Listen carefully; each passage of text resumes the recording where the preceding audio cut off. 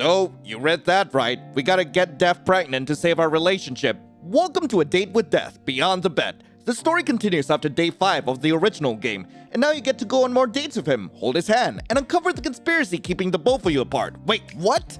But anyway, I've rambled long enough, now let's get right into the video. You look up from your computer, out towards the night sky. And on the other side of your currently closed window, you see something so surprising, you're sure you must be imagining it. Hey, baby girl, what's up? What the hell? Oh great, now I'm seeing things. What are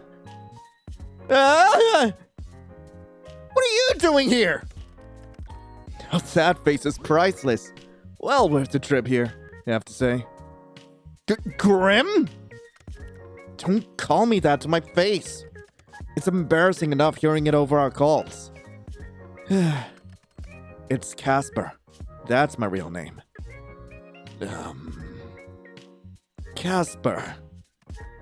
Hello, sunshine. You look like you've seen a ghost. Maybe I have.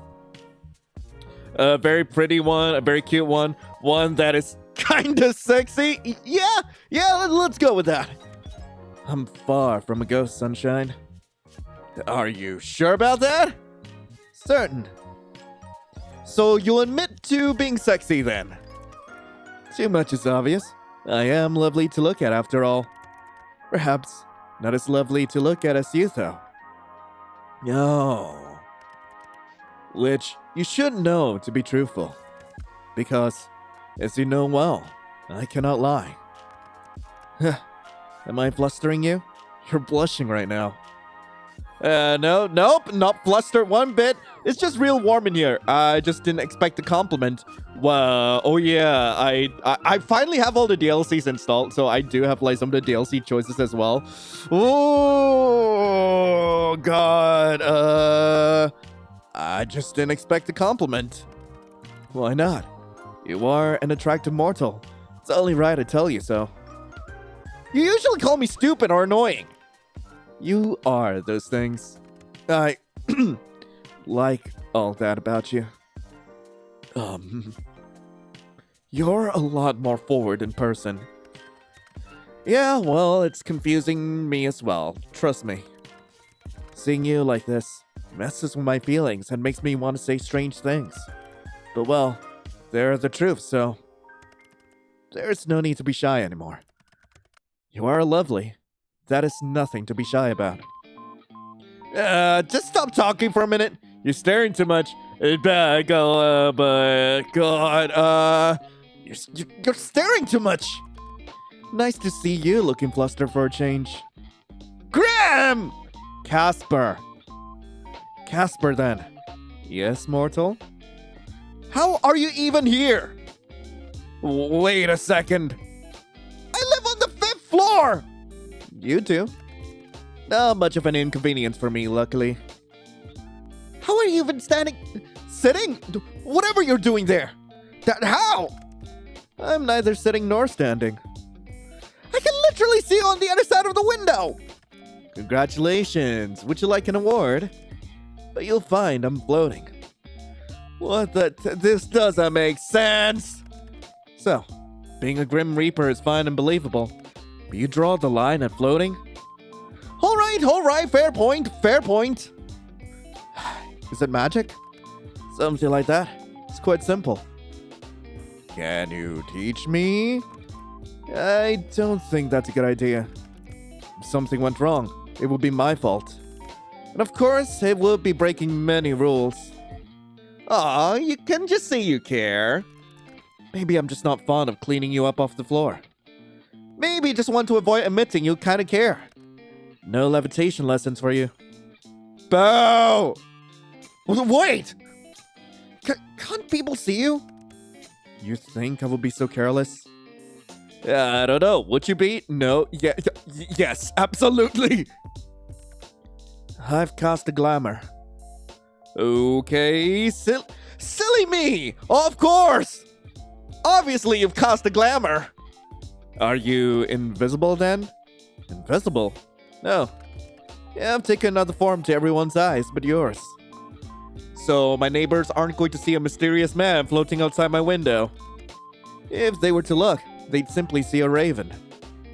A raven, of course. Why not, wait, you should have picked a bat!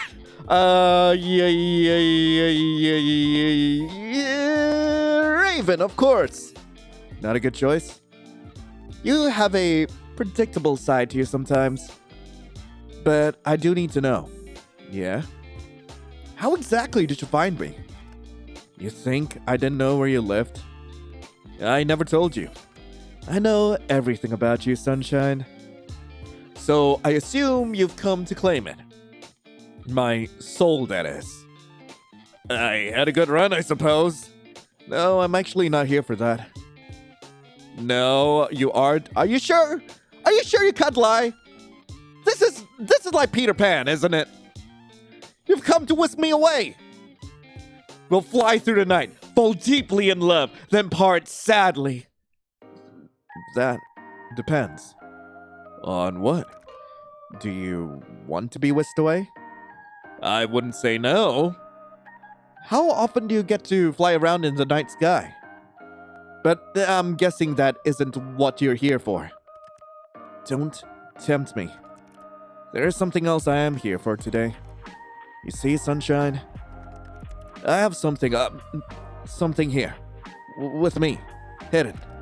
Something to give you. Here. For me? Is there anyone else here? Yes, you stupid mortal. You said you like some. You got me flowers. I didn't think to ask what type of flowers you'd like, so I picked ones that looked like you. The brightest, sunniest flowers I could find. Casper.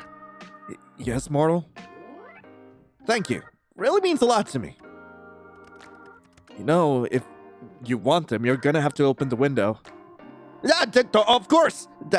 Are you going to come in? Are you inviting me in? I'll promise to try and be good, but I want you to misbehave! I want you to be naughty! We all wanted you to be naughty from the start! I feel like it could be a little dangerous, then please do come in. What if I don't want you to be good? Then I don't have to pretend now, will I? I'm sure the two of us can find something interesting to do. You really are a flirt tonight, aren't you? Yeah, I'm opening the window. Why would I not? Nothing's separating us now, mortal. You're blushing so much. Seems that way. I quite like it that way. Coming in, little Reaper? You sure wish I was, don't you? Yes, I do want you to come in. Like hell, my door is wide open, and yes, that is a euphemism. Well, I opened the window for a reason. Are you too scared to come in, Reaper? I mean, Casper. Today, I'm just here to give you these. And maybe next time, I'll take you up on that offer. As truly tempting as it is, I fear it may lead to regrets from both of us. Next time well, we'll see. With us, I feel anything could end up happening. My little human. Here you go, Sunshine. Reach for the flowers. Your hands are really warm. And yours are quite cold, even through the gloves. They're really pretty. How can hands be pretty? I meant the flowers. But your hands are quite pretty too, now that you mentioned it. Then, I'd say your hands are also very nice. Who would have thought hands could be so alluring? What are you whispering about now? I must be on my way. I've accomplished the thing I wanted to do. So soon? Duty always calls. Off to steal souls, then? Better theirs than yours, wouldn't you say? I mean, I'm ready for you to take me anytime, my dude. No, you can't just hand over yours now if you want. Better get to work before you get in trouble, my little Reaper. And since when am I yours? Since right now, 2 days more and your soul is mine anyways. Since the moment we met! Don't be damaging my goods, you hear? So demanding. Casper. Sunshine? Be careful. Since you asked so nicely, I'll try my best. Don't forget to close the window after I leave. Wouldn't want anyone crawling in when you aren't looking. Hey, Casper. I wish we had a few more days together. It's time! You'd already planned to take the day off work today, which was lucky, really, because you woke up this morning with something terrible. A cold. Your head hurt, your nose was stuffed, and your throat felt like you'd been swallowing gravel. Which you hadn't, of course. That would be stupid. You'd never eat gravel. You decide to stay in bed for the day and rest up, and it's midday when you wake up feeling bored and lonely. And what better thing to do when you're bored and lonely than chat with the guy who wants you dead? Oh my god. I freaking missed this. Oh, wait. Where's my little Reaper? Oh, man. Do I need to change my icon? Jesus, hang on. I'm definitely gonna change my goddamn icon for this. Should I be the egg? No. But the little pumpkin. But that sheep. The little sheep. It's so cute. Oh. I mean, the little raven, though. You know what username's gonna be? Casper's BBG. Oh, god damn it. Grimm's BBG. Yeah, that's exactly what we're gonna go for. Okay, let's go. Hey, where's my little Reaper? Well, now that we've met properly, I don't know if little is correct. I mean, you seem normal-sized. A normal-sized man. Or something like that. Anyway, I'm really grateful for the flowers. I felt a little stunned yesterday, so I just wanted to make sure you knew. Aw, hey there! Wait, why is that his profile? Who took that photo? It was quite obvious. I saw your face when I handed them to you. Perhaps you've already forgotten. My memory isn't that bad. I might be a bit of an airhead, but I remember that much at least. And I remember your cute face too. Were you feeling shy? Your ears were red. I think even your shoulders were blushing. Is that even possible? Does my charm make your whole body blush? What? Ugh, it's unlikely that such a thing happened. I am the Grim Reaper, damn it, and Grim Reapers do not spend their time blushing. Maybe you're not like other Reapers. I am perfectly normal. Blushing is your normal, I'm afraid. Perhaps the flowers were a bad idea. How so? Maybe they were. Well, I love them, and you can't take them back from me. You do? I told you that already. Silly man. Silly man? I do not particularly like that nickname. Then you should listen properly, mister.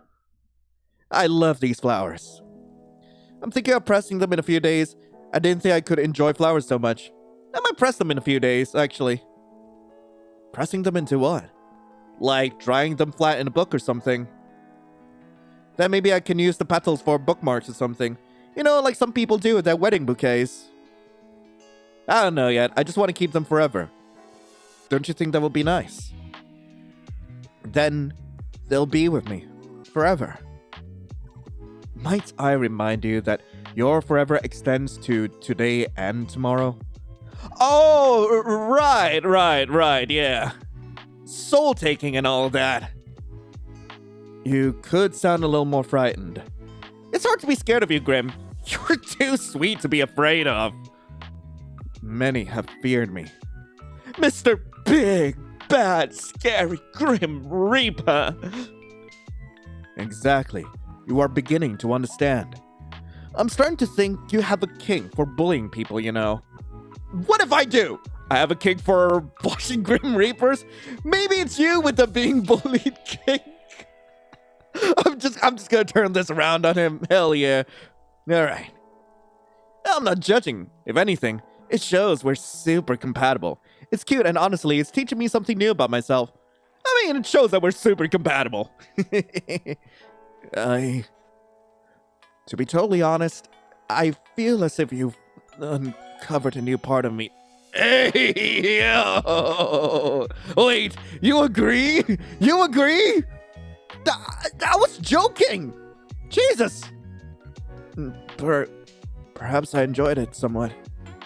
You are the only one in the history of my existence to treat me like this. Or like anything but someone to be feared. I mean, I am someone to be feared. But mayhaps this is not too bad either. So, no, I will not agree that I have a mortal kink for it, sunshine. But it is refreshing. This was way more honesty than I was expecting. I am astounded right now. I guess that's permission to keep on teasing then, but I don't plan to stop anytime soon. This arrangement works out for me. Not to backtrack, but what did you say? I have a kink for bullying people? Honestly, Grimmy, you make it too easy. It's fun. I like teasing you. You're filling a hunger I didn't even know I had. I was starving before I met you, and now you've completely filled me up. But I still need you to fill me up in other ways, Grim. Filled you up? Sunshine, that's a little... Hey, I didn't mean it like that. Yes, I did. Yes, I did. Don't backtrack on me now. Yeah, I'm not saying no, though. You can come fill me up any day. I suppose we are no longer talking about me feeding you food. Were we? I mean, if we were, I will let you know that you are fully capable of feeding yourself. I doubt you could handle what you insinuate, mortal. But perhaps I would like to see you try. I'll note it down in my calendar then. Wednesday, the Grim Reaper comes over to show me how he works that scythe. I have a pretty busy schedule. Perhaps I'll be there.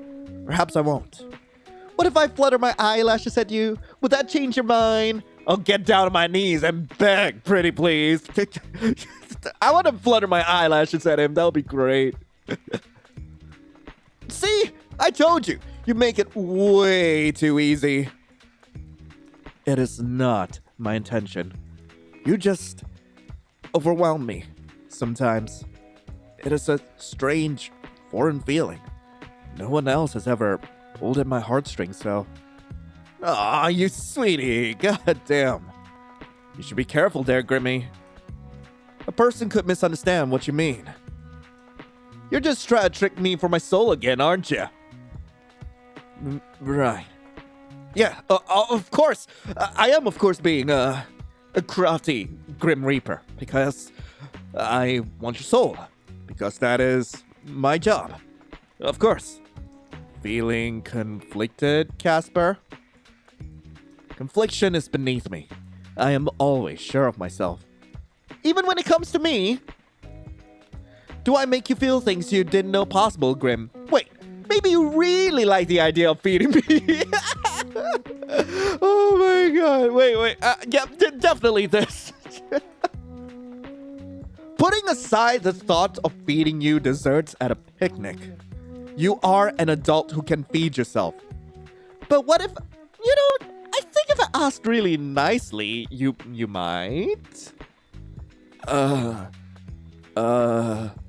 If I suddenly had a bowl of strawberries, would you feed them to me?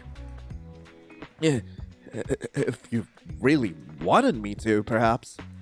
With your mouth, you take one and I take the other. I'll say and you pop them into my mouth. The secret third option, eat them off each other's bodies! Oh, hell yeah, let's go! If you're not afraid of a little mess, that is. That seems like a wildly inefficient way to consume food. The point isn't really the food, it's the rest of what's going on. And you want to do this? You want to eat food off my body? Hey, If you want to undress, I am certainly not one to stop you.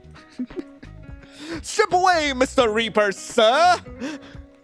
I'll be waiting for you. Alternatively, we skip the food and just do the stripping. Oh, God, hell yeah. You act awfully tough now. But if I turned up there now with strawberries, I know you wouldn't be so sure of yourself. Oh, don't you play the card on me, Casper. We all know who the real baby girl is here. It's the both of us. Just you wait, Lion. Perhaps I will take you up on this one day. But that can wait. I wanted to ask. Don't you have something better to do on your off days, mortal? You have so few days left, and you use them to torment me. It seems a waste. Well, actually... I'm in bed still. In bed? Sunshine, it's nearly evening. You should be having dinner, not lounging. Give a person a break, Grimmy boy. I'm feeling off today. Pretty sure I'm dying, actually. I want to see how badly he panics. I want to see. What? It's just a cold. I figured I'd just stay in bed with Snooty and chat with you. How have you let a common cold take you, mortal? Did you go to sleep with wet hair? No. I mean, I don't think so, at least. Did you leave your window open all night? Left it wide open for you. Maybe a smidge. I left it wide open for you. What a foolish decision. Anyone could have slipped in. I live on the 5th floor, Grim, you know that. There are others like me. And besides that, what if a wild animal climbed the outer walls and jumped in your window? Ah, yes, all those mid-city wild animals. I feel like the chances of that are pretty slim. But a chance nonetheless. You have little care for your own well-being. I mean this in the kindest way possible, but that is so ironic coming from you. Death is not the end. Wanting to move your soul to the afterlife is not necessarily a bad thing for your well-being. For some people, it is a blessing.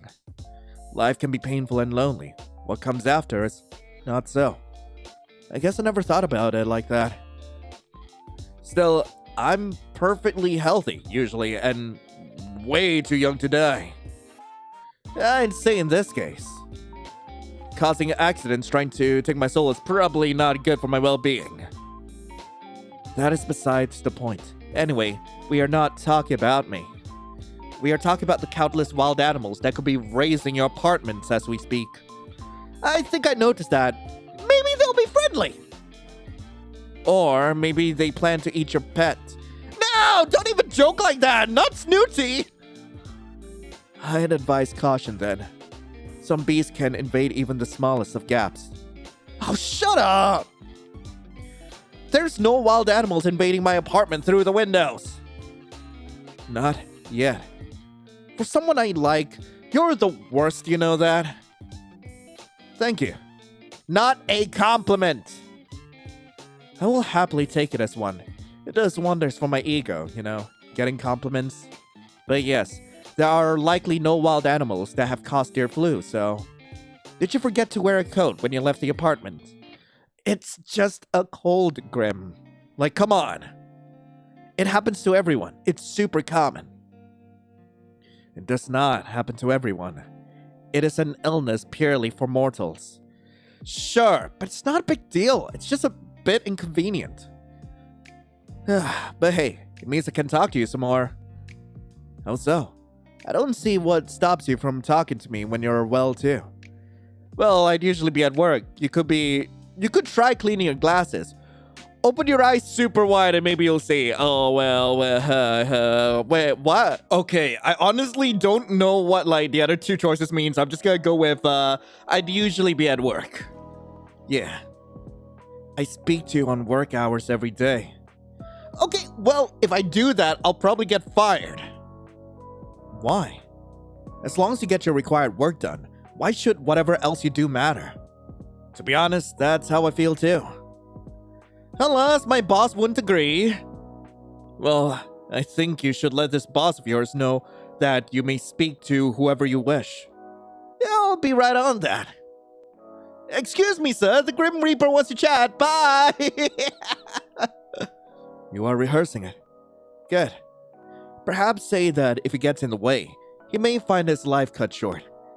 You wouldn't do that. He does not know that. I don't think he'd believe me. But what does that matter? I'm meant to die today or tomorrow. If this illness does not take you first. It's a cold! An unexplained illness. You must have some idea. Why are you sick? How have you allowed this? I don't know if there's any specific reason. It's just going around again, I guess. That is not sufficient for me. How dare something like a cold take root in you? I appreciate the sentiment, but it's really no biggie. You are accepting this illness too easily. You must be prepared to fight back against that which wrongs you. Is it your head? Your stomach? I'm bleeding out of my eyes. I better not, make him panic too much. God, I'd say both. God, I feel so tired for a person that's done nothing but sleep. Well, not that I've slept very well, but yeah, I've just been lounging around all day. Huh. You did not look unwell when I visited you last night. No? How did I look? Captivating? Flustered? As well as absolutely captivated by my good self, of course. But how could you not? Me? Captivating and flustered? Hello? Huh. Are you sure you're not thinking of yourself? I will take that as a compliment, but your words are dripping with sarcasm once again. I would never be sarcastic to you, Grim. I can show you something dripping.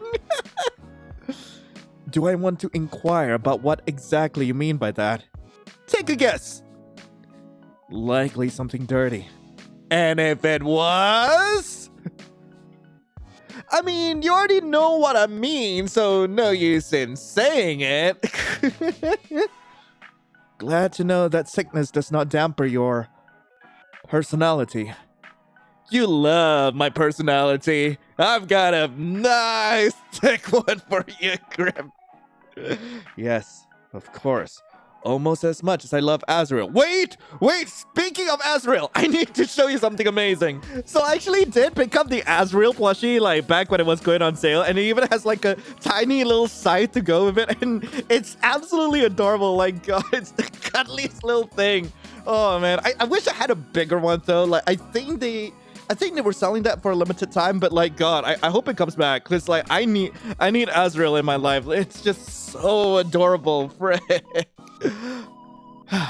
Answer this. Okay, yes, of course, yeah. Hey there, baby girl, it's been a while. Yep. Speaking of Azrael, where is he? He's resting. His role is tiresome, so he spends much time recuperating. Can you bring him over? I want to see his cute little face. Pretty please. I told you, he is resting. Can he not rest in your arms? I wouldn't mind resting in your arms. My arms are much too muscular to be comfortable. Then how about my head against your chest? It looks pretty firm and supportive. And while you hold me to your chest, I'll cuddle Az so he doesn't feel left out. Well, it would be a lie to say that it does not sound cute. Well, we are too far apart for that to even be possible, of course. Well, when I come over to snuggle with him, when I come to visit, I'll snuggle with him. Then we won't be far apart at all. I very much doubt that you'll be visiting me here, Sunshine. But I'll humor you. So you are sick. Well, at least you look cute snuggled up like that. Wait, what's that? Speak up, Grim. I can't hear you when you're mumbling. I said you look cute snuggled up like that. I am going to melt into my chair and disappear. A cute little Casper puddle. Yoink! Oh. Do I? Yes. It is beyond annoying. A scary Casper puddle. Not cute. You are adorable, you absolute goober. How so? I should not find a mortal cute. I am a being created to hunt, to take, to destroy, and to rebuild. Not to be doing whatever it is I'm doing. Well, I don't mind. It's nice when you call me cute. Most mortals, I imagine, will find it terrifying. You are unique, Sunshine, to say the least. But this is all far, far beside the point. How could you be sick? Quite easily, actually. I didn't have much of a choice in the matter. It's not like I saw an ad for sick people near you and rushed on over. It just happened. Why are you making such a big deal about it, though? Everyone gets sick. I do not get sick. Like, ever? Yeah, like, ever. Reapers do not get mortal sicknesses. What about Reaper sicknesses? Like, is that a thing? They do not exist. Well, except for soul sicknesses, of course. I cannot accept the sickness of yours. Nothing should be able to touch you except me. Maybe if you say please. That seems kind of worse than a cold. At least its cause can be pinpointed. You, however, are much weaker than me in that regard. Hey! Oi! Are you or are you not sick for no reason? I'm sure there is a reason, I just don't know it. I hate when you're right. Well, I'm sure there is a reason! Which proves my point. It is nothing to be upset about. You and I are simply different. The body of a mortal is much more fragile. You should take more care of yourself. How am I supposed to take your soul if you are unwell? Well, quite easily, I imagine. Wait, doesn't that just make things simpler for you? Quite easily, I imagine. I suppose I should be agreeing, but taking your soul like this simply does not work out for me. I do not accept it. Well, not much you can do about it, buddy. I don't think your acceptance makes a difference. Not much you can do about it, buddy. You can't exactly pull the sickness from my body, can you? Take a walk along our soul bridge and chase it away for me. Oh my god. Oh man, you can't. Let's go with number 2. That is not possible. Are you sure? It is absolutely not. Have you tried it? No. Then you can't be 100% certain, can you? Nothing in life is certain, Casper. Our souls are linked. That is different to being able to take a stroll down your immune system sightseeing, which is impossible. Just shoo the ickies off! I cannot. What can you do then? Plenty. Being a doctor is not one of those things. Fine then. Forget me being sick for a second, okay? I have a question. Go ahead. I really like your name. I understand it may be difficult for you to recognize, mortal, but that was not a question. The definition of a question is a sentence worded or expressed so as to elicit information. What you said was a statement. I know this is a difficult concept. Oh, shut up, Pipsqueak! Oh, shush you! I'm getting to it. How did you get your name? How do you think? Do you have Reaper parents who gave it to you? No, I have no parents. I have no family at all, technically. So many think of their fellow Reapers as their siblings, I suppose. A sentiment I do not share, unfortunately. Wait, you don't have parents? Wait, did you just spring into existence one day? That is likely the simplest explanation. No one is sure how we are created. But I've always looked as I have now. There was no childhood or parents or growing up. I have always been the Reaper you see now. Yes, I've always been this handsome. I did not ask! but you had to be created somehow. Likely, yeah. But I do not remember it. So how'd you get your name? What if I told you that was classified too? Well, now you know.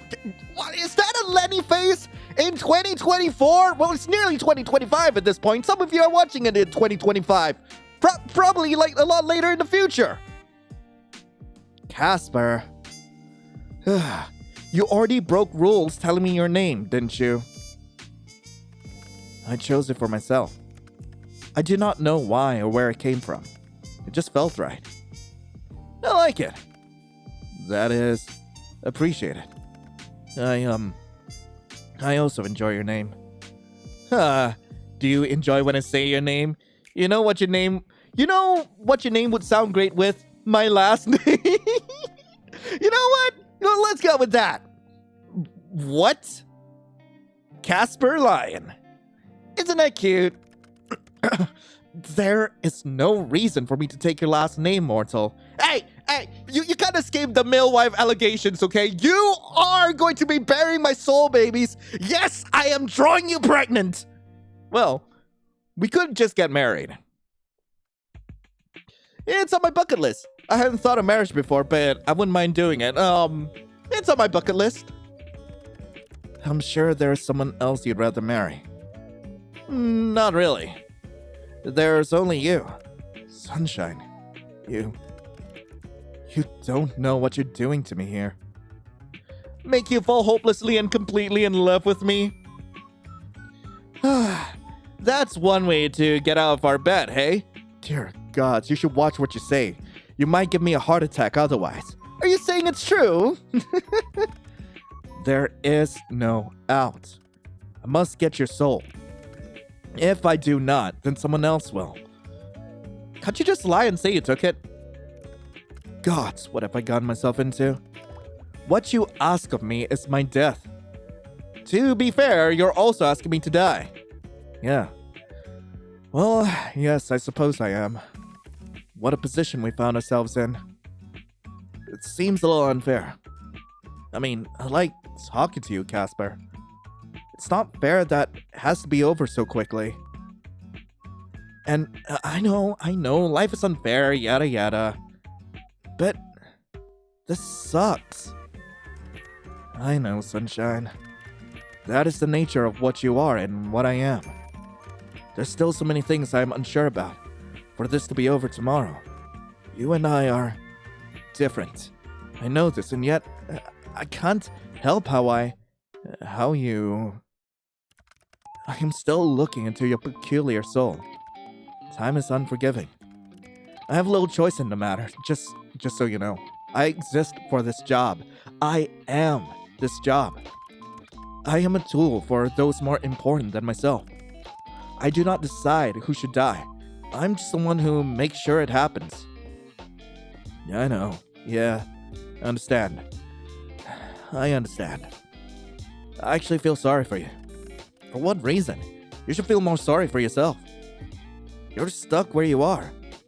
I mean, sure, us mortals live and die and all that. But like, we're capable of change. We're capable of making decisions that affect our lives. It feels like you can't do anything but keep existing, doing the same thing day in, day out.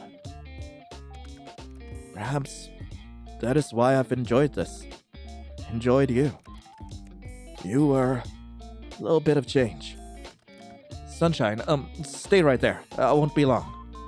Huh? What? Call ended. Okay.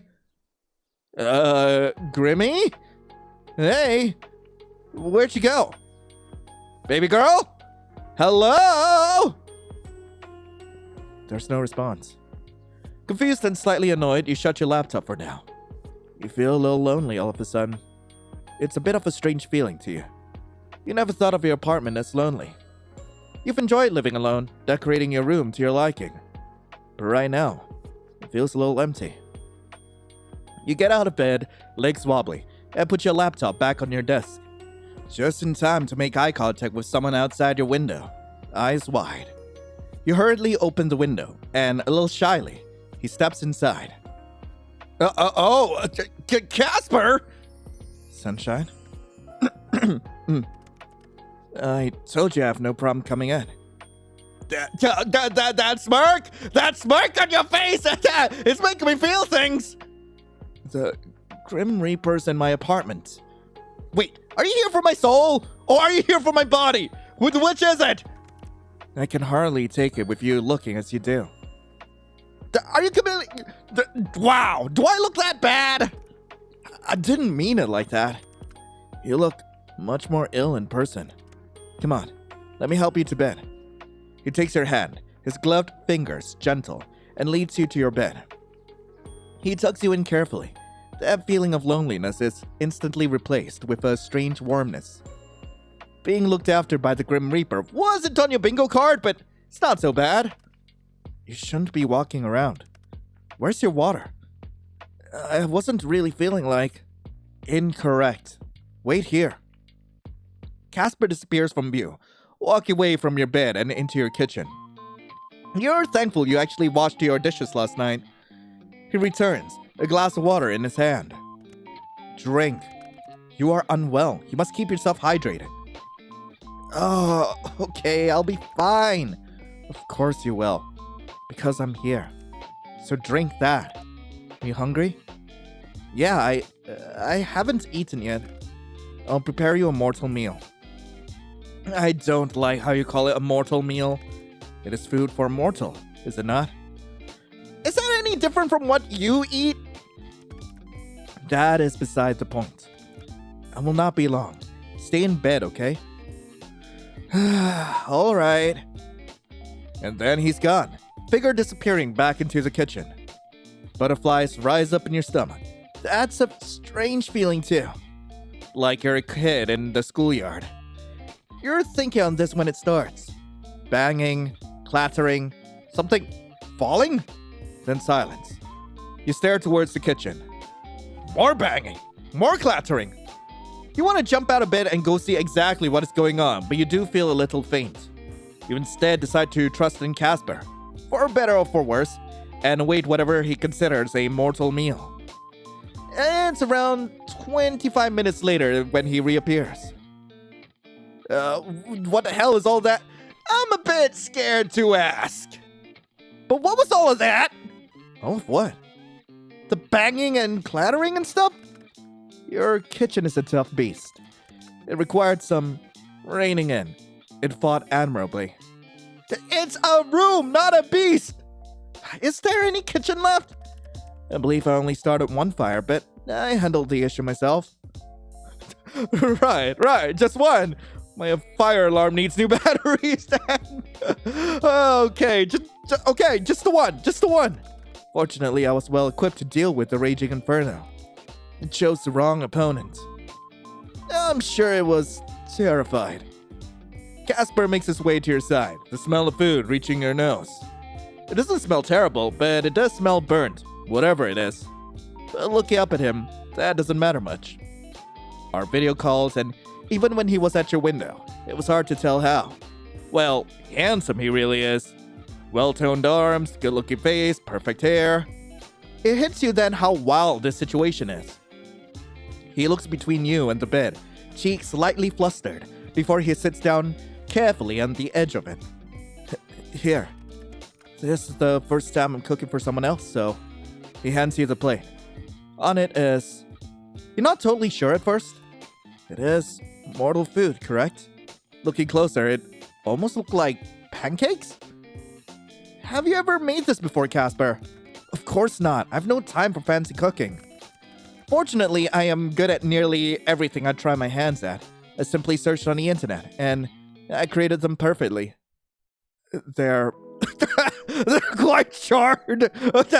Okay, you know what? In my fantasy, they are perfect, just like he is. Oh, baby boy. Yeah, I know. Eat up, sunshine. You need to conserve your strength. Thank you, Grimmy. It's the least I could do. The least? The least you could do was not come over, tuck me into bed, and feed me dinner. You're sick. What kind of person would I be if I left you alone? Go on. Eat. You look down at the food. You look back at Casper. You look at the food again. and you decide that, for him, you'd eat it.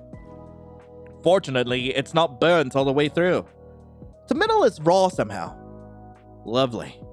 Still, it's not terrible, and you managed to get it down. So, how was it?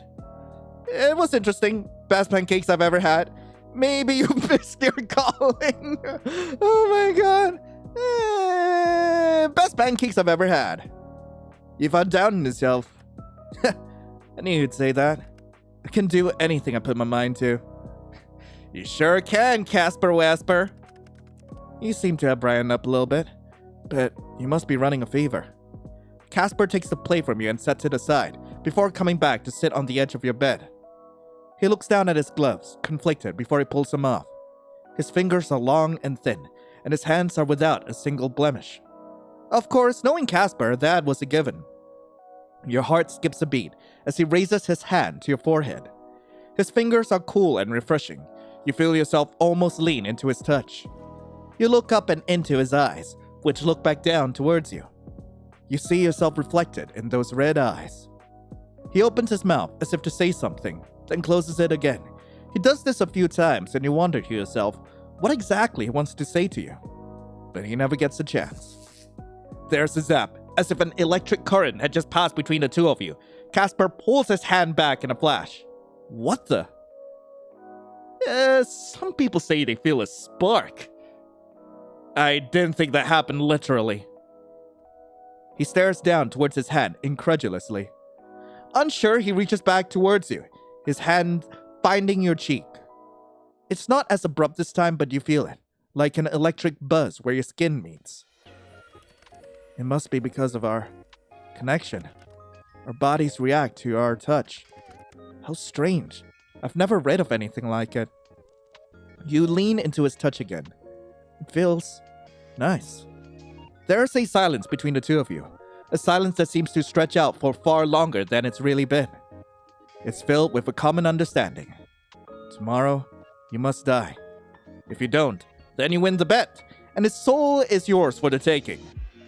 You are two people connected by misfortune, both trying desperately to avoid the inevitable.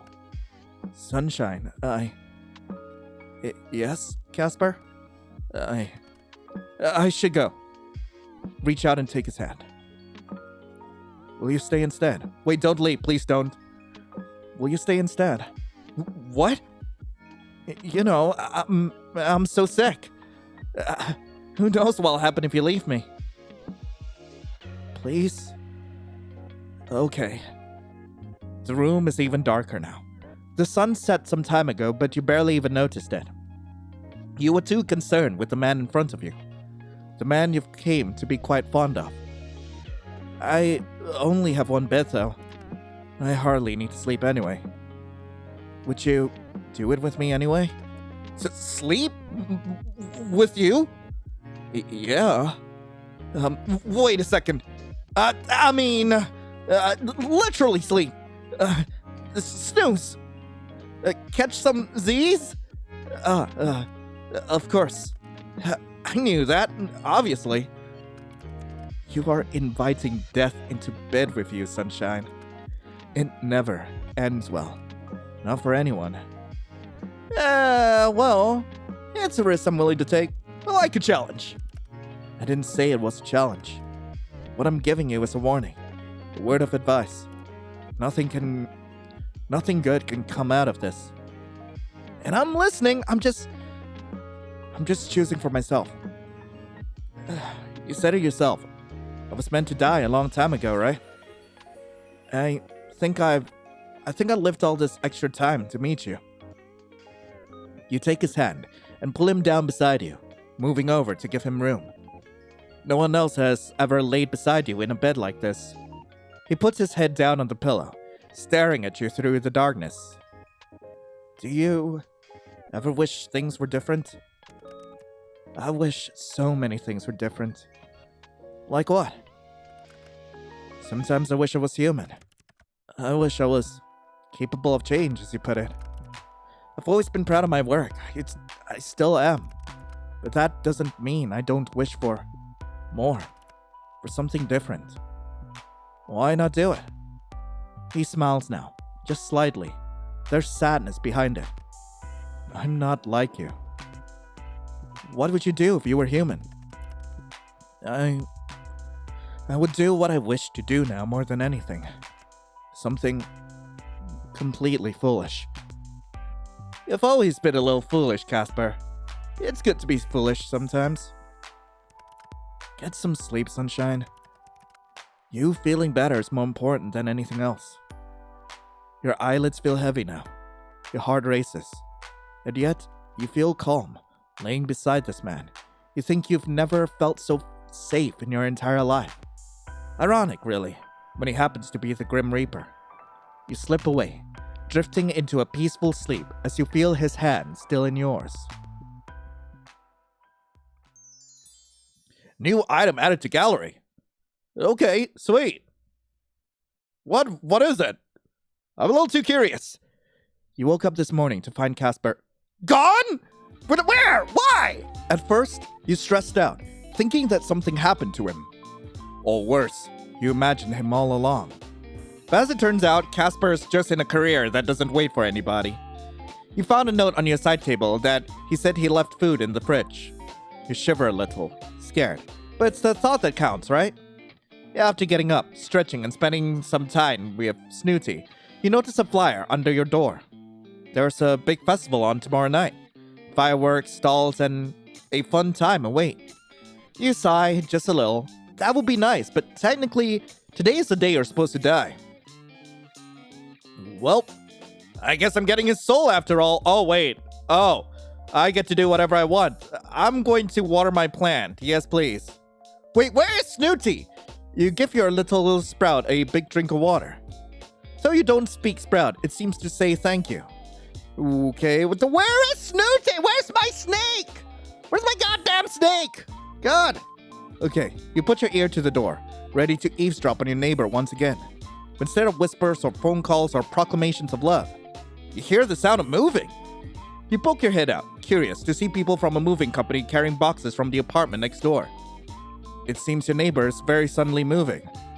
Feeling a little disappointed but also incredibly curious, you go back into your apartment and think for a while on your next door neighbor. You've never met them, never even got their name. Life is pretty fleeting, huh? Oh, God. Okay, but where is my snake? God damn it!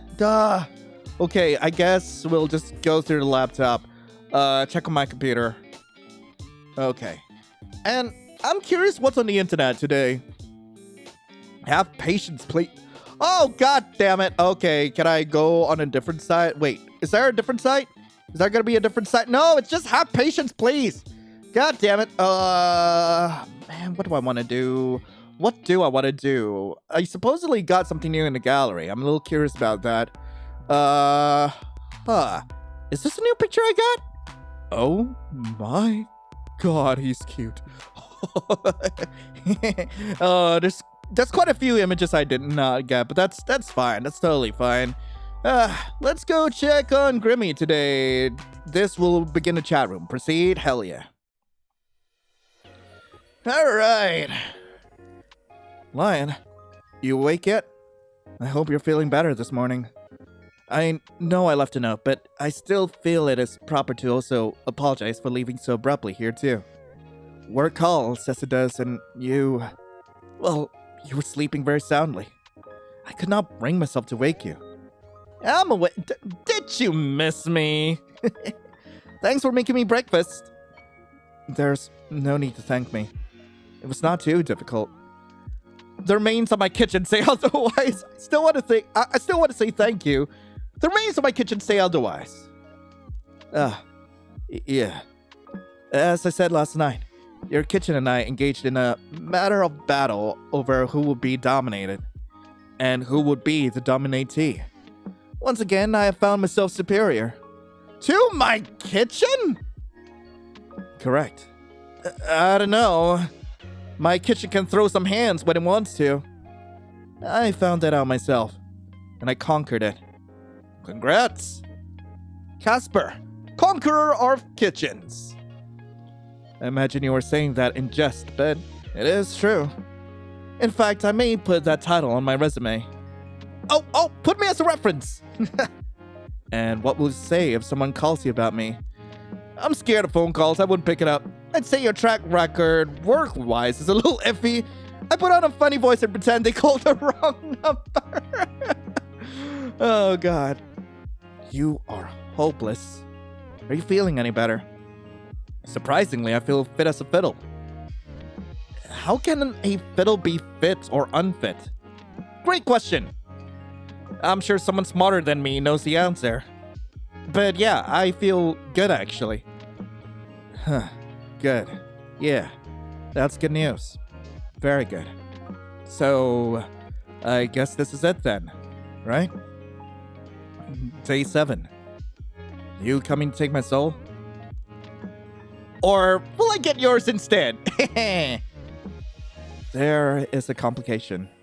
Huh? Are you trying to weasel out of our bet? Hardly.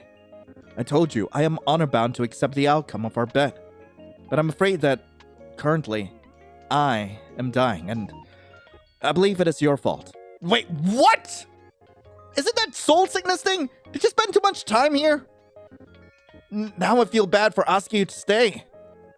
It is something far, far worse. What? I've caught what you may refer to as the common cold. Oh! Casper, you made me worry about something serious! It is serious. It's a cold! A Reaper does not catch colds. I told you, it is impossible for mortal viruses to take hold in my body. It has never happened before in all of history. I have taken the souls of hundreds, thousands probably infected with illnesses. They have never touched me. It's impossible. It should be impossible. But right now, I am sick. It's terrible. How could you have caught it then?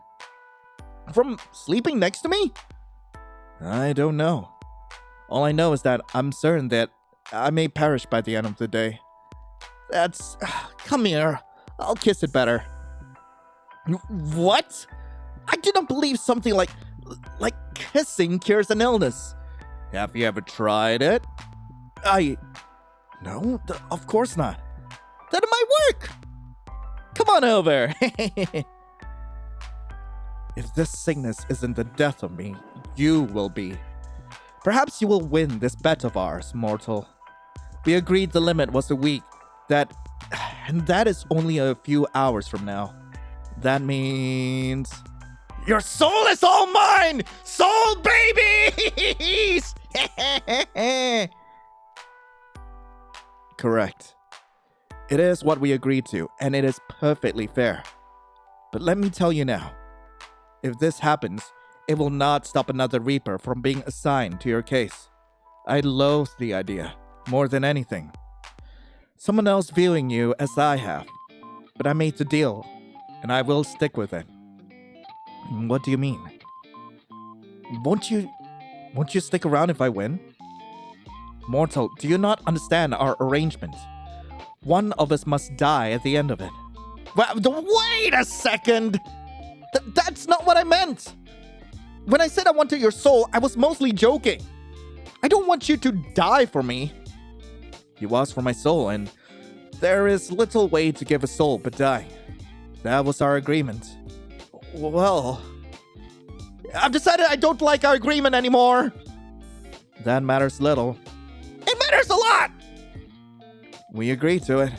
Come on, I'm giving us both an out. I don't want you to die, and I also don't want to die. Let's call it off. It wouldn't matter. If I don't take your soul, I am as good as dead anyway. There is no happy ending for either of us in this. That sad face! I don't like that. There could be. You don't know for certain. Sorry, sunshine. I'll probably be dead from this godforsaken cold before the day is out anyway. Before I die, there's some things I wanted to talk to you about, though. Stop saying you're gonna die. I seriously won't let that happen. If you're good at anything, it is not dying. That's exactly what I wanted to talk about. I have always known there's something strange about you, mortal. I have watched you for some time. You did say you picked my nickname a long time ago. It's been a few years now. I was only ever supposed to take your soul. But I suppose even your radiance affects someone so shrouded in shadow, like me. It is somewhat amazing, the way you capture people so. I had never thought I would meet someone who could do it to me. I have done some research. I believe your soul is very unique, Lion. Have you ever had a sick friend or a family member or a colleague who then expressed that they feel better when they're around you? Oh man, there was that one time in school. I had a cousin like that was a stranger in the subway. Stranger in the subway, I guess. I didn't even get her name. She was sitting across from me. She didn't look well. Actually, she kept looking at me, and it was kind of giving me the creeps a little. But then, when she got off, she thanked me and said that just sitting near me made her feel better.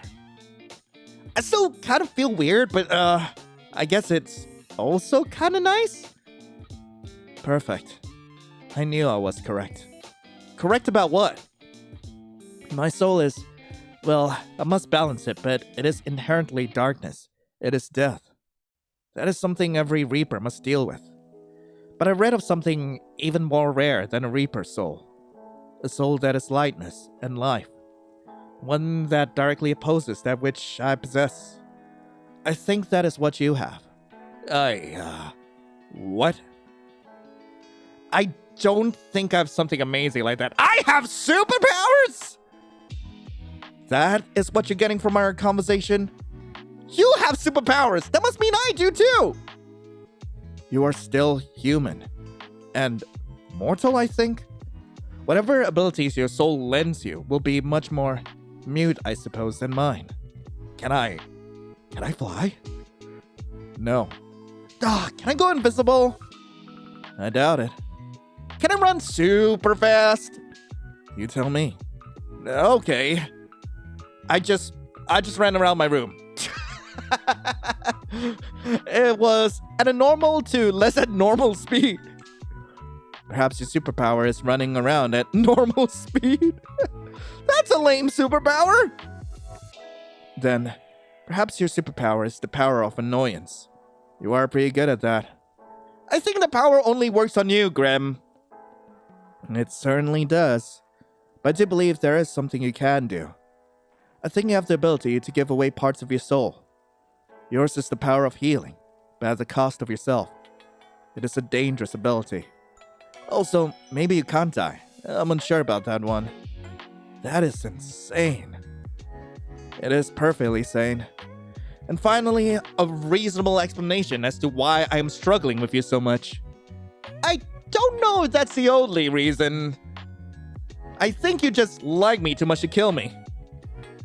Shut up. Are you sure though? I know I'm hard to kill, but maybe this whole healing thing's just luck. There was a second reason I brought you those flowers. My soul had become unbalanced, and I had a small bout of soul sickness. And being near you took it away. Just like that. Oh. Here I thought you just liked me a lot. I do. I wanted to test my theory, but I brought them to you because I thought you deserved them. I mean, you deserve so much better, but it is all I could give for the moment.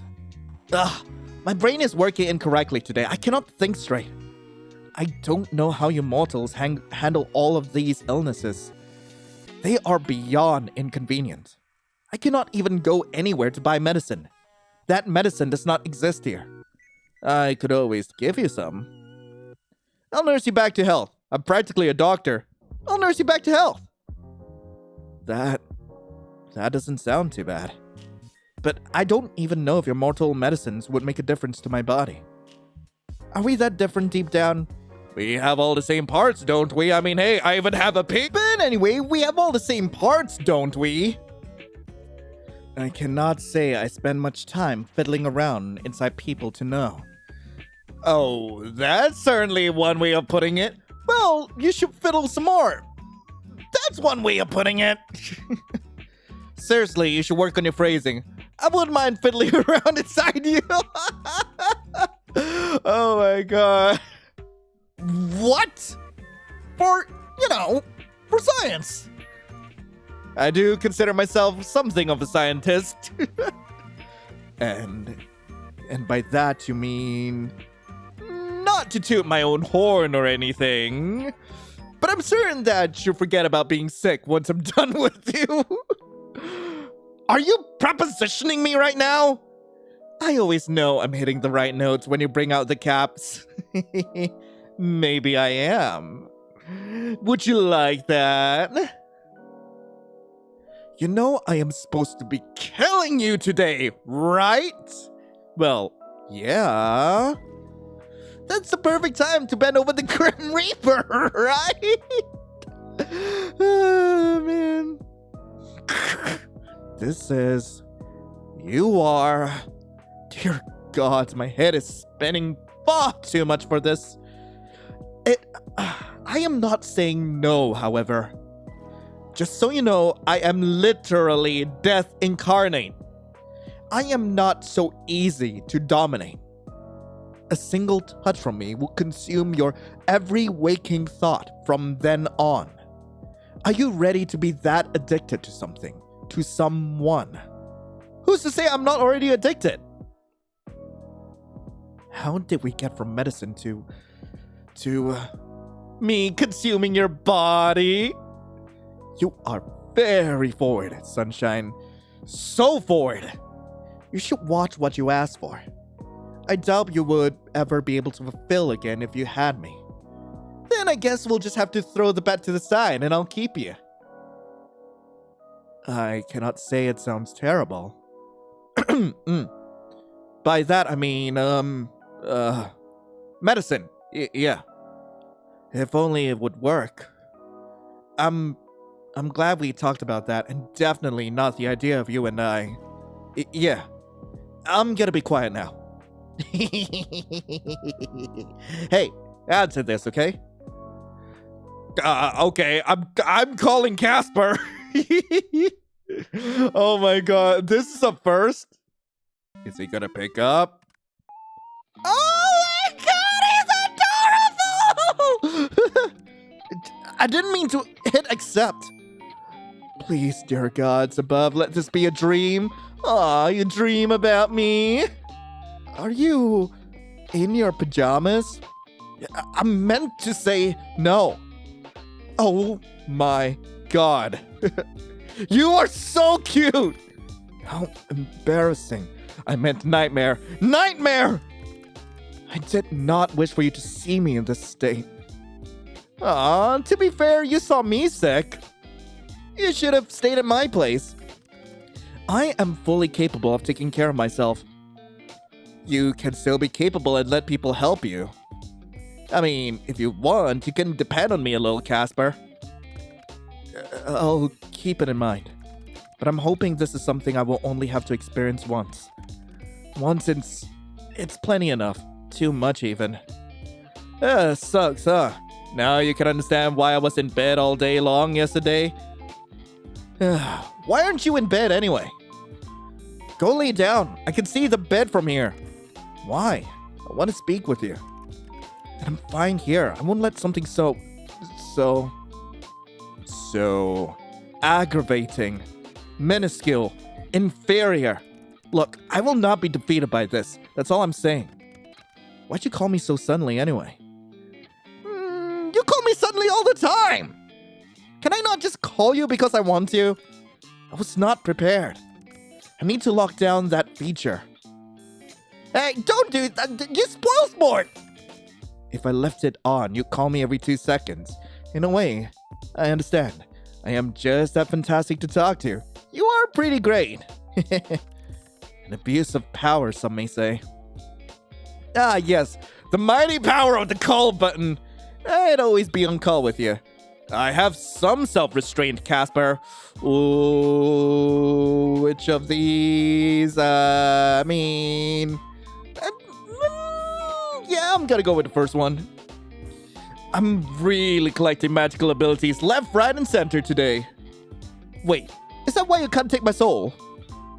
I'm just that powerful? Oh, don't let it get to your head. Maybe I've just been going easy on you.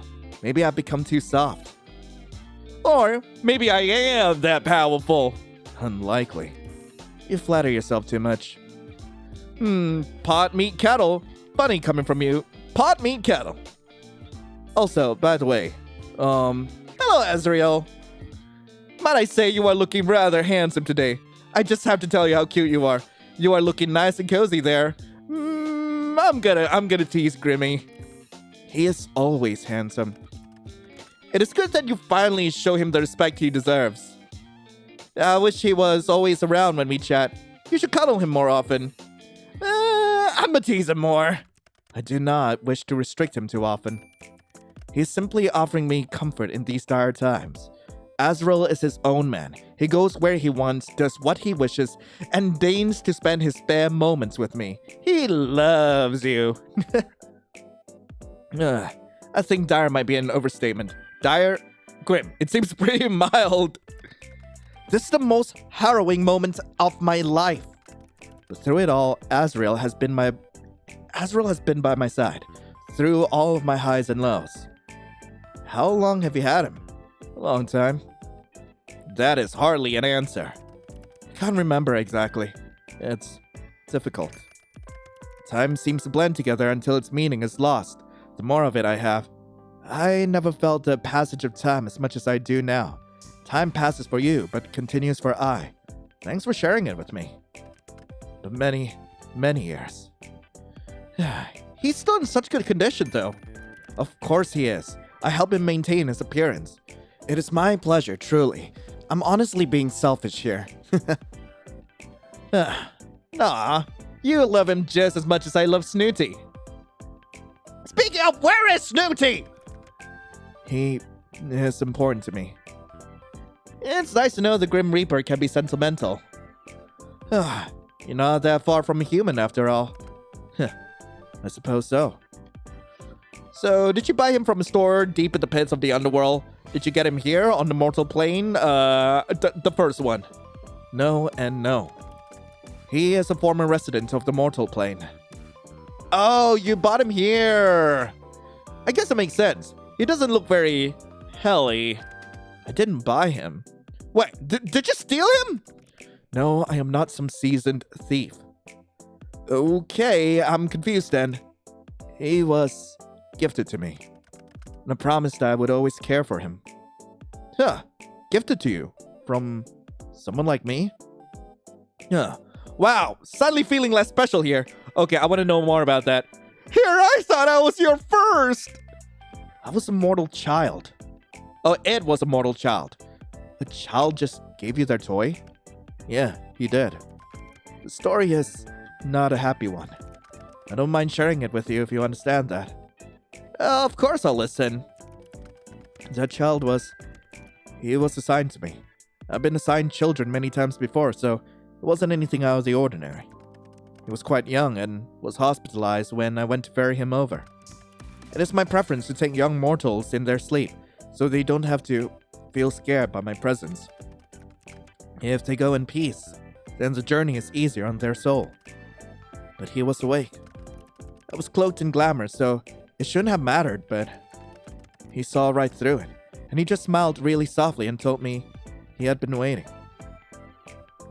He knew you were coming. That is what he claimed at the time. I did not question it. He was not scared. His soul was incredibly strong, and he was incredibly brave, but his body was weak. He could not hold onto such a soul. He handed me Azrael and made me promise to look after him. Oh, Casper. It was my honor. Part of my duty is to show mortals to their best afterlife. And if that was the final tie keeping him bound to your plane, well, I was happy enough to ease that from his worries and ensure the safest possible passage for him. and he got safe passage. I took him to a bright and colorful afterlife. He went peacefully and even thanked me before I led him on his way. It was a long time ago, but he has stuck with me. Must be this illness. It's making me sentimental. It's good to remember things like that. He left you a kind gift. Azrael? Yeah, I do treasure him. No, he left you a piece of humanity. It was very kind of you to do that. Thanks, Sunshine. Did you name him Azrael? He was already named by his previous owner. A fine name for a fine reaper of souls. It's nice of you to keep it. I wouldn't dare to rename him. I stitched it. But what? You did what? I hand-stitched his name on him. I hand-stitched his name on him, okay? So I would never forget. My life is a long one. Forgetting is too easy. That's adorable. Wait, can you do my name as well? That's adorable. You're going to kill me from sweetness, Casper. Not possible. It doesn't matter anyway.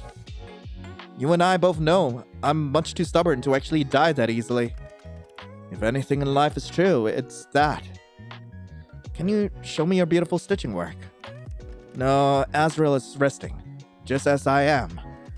If you must know, I stitched it in red. Really? Wait, hang on. Okay, so something interesting about the Azrael plushie is that yes, the name is actually stitched to its butt, like as you can see here. And yeah, it might not be stitched in red, but like it's a nice detail. Holy hell, it's cute. Who would know?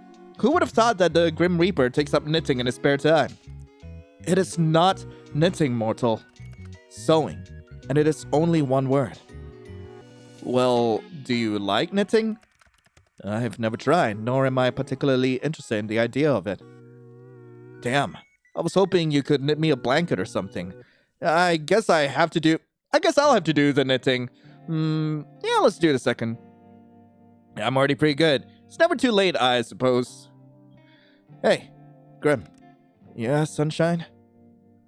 I can't keep it to myself anymore, or I think I'll explode. Are you wearing hair clips? The hair clips? The hair clips! Remove this from your memory or perish, mortal. Never! One of them is a sunflower. One of them's a little skull. You were so predictable and cute. Mostly cute. And a sunflower too. You were too much sometimes. They're just hair clips. It was hot and I wanted the hair out of my face. But it's hair clips on you. I literally never thought I'd see this. I could die happy now. You would allow death to claim you over hair clips? Everything I've tried, you found lacking, but hair clips? How often do you wear them? I mean, I feel like I've been missing out. Wait, do you ever put your hair in a ponytail? I kind of want to see that too. You know, since you get hot from time to time. To the hair clips or the ponytail? Gods, you were insistent. Grim! I had no energy to begin with, and now I feel like you have sucked out any that is remaining. Yes. Fine, I clip it back when I wash my face and do my skincare. Is that not a normal use for clips? How adorable. Is that a common style in the underworld then?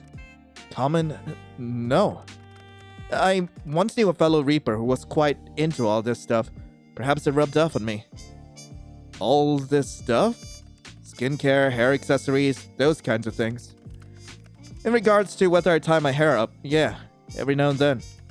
Perhaps you haven't noticed, but I do have an abundance of hair. One day you let me run my fingers through it. Tie it up now! I want to see it! I'm gonna go with this. Who says I would agree? I think you'd get addicted to it. It's a nice feeling. Even better, coming from me. Go on, say pretty please. If anyone will be begging, it won't be me. I'll go easy on you, Sunshine. We still talk about hair. Who said I want you to go easy on me? I'm into it. Who said I want you to go easy on me, huh? Who said? You can give me everything, Casper. Trust me, I can take it. Something tells me you're not talking about hair anymore. Same for you. God, is it hot in here or something? You're looking a little flushed. Not as flushed as you. I can't help my sickness. Just as you cannot help but be drawn to me. Ah, shut up already. Make me. Ah! Hide your face with whatever is nearby? What are you doing now? Hiding behind a magazine? Sunshine, that doesn't make me disappear. La la la, if I can't see you, you don't exist! That is completely false. You should not spread lies so easily. Who said that? Casper? Nah, I never heard of him. More falsehoods. Sunshine? Are you okay? I'm fine. I just caught my finger on the paper. It's just a paper cut. You should be more careful. Paper cuts are... Ah! Casper? Sunshine?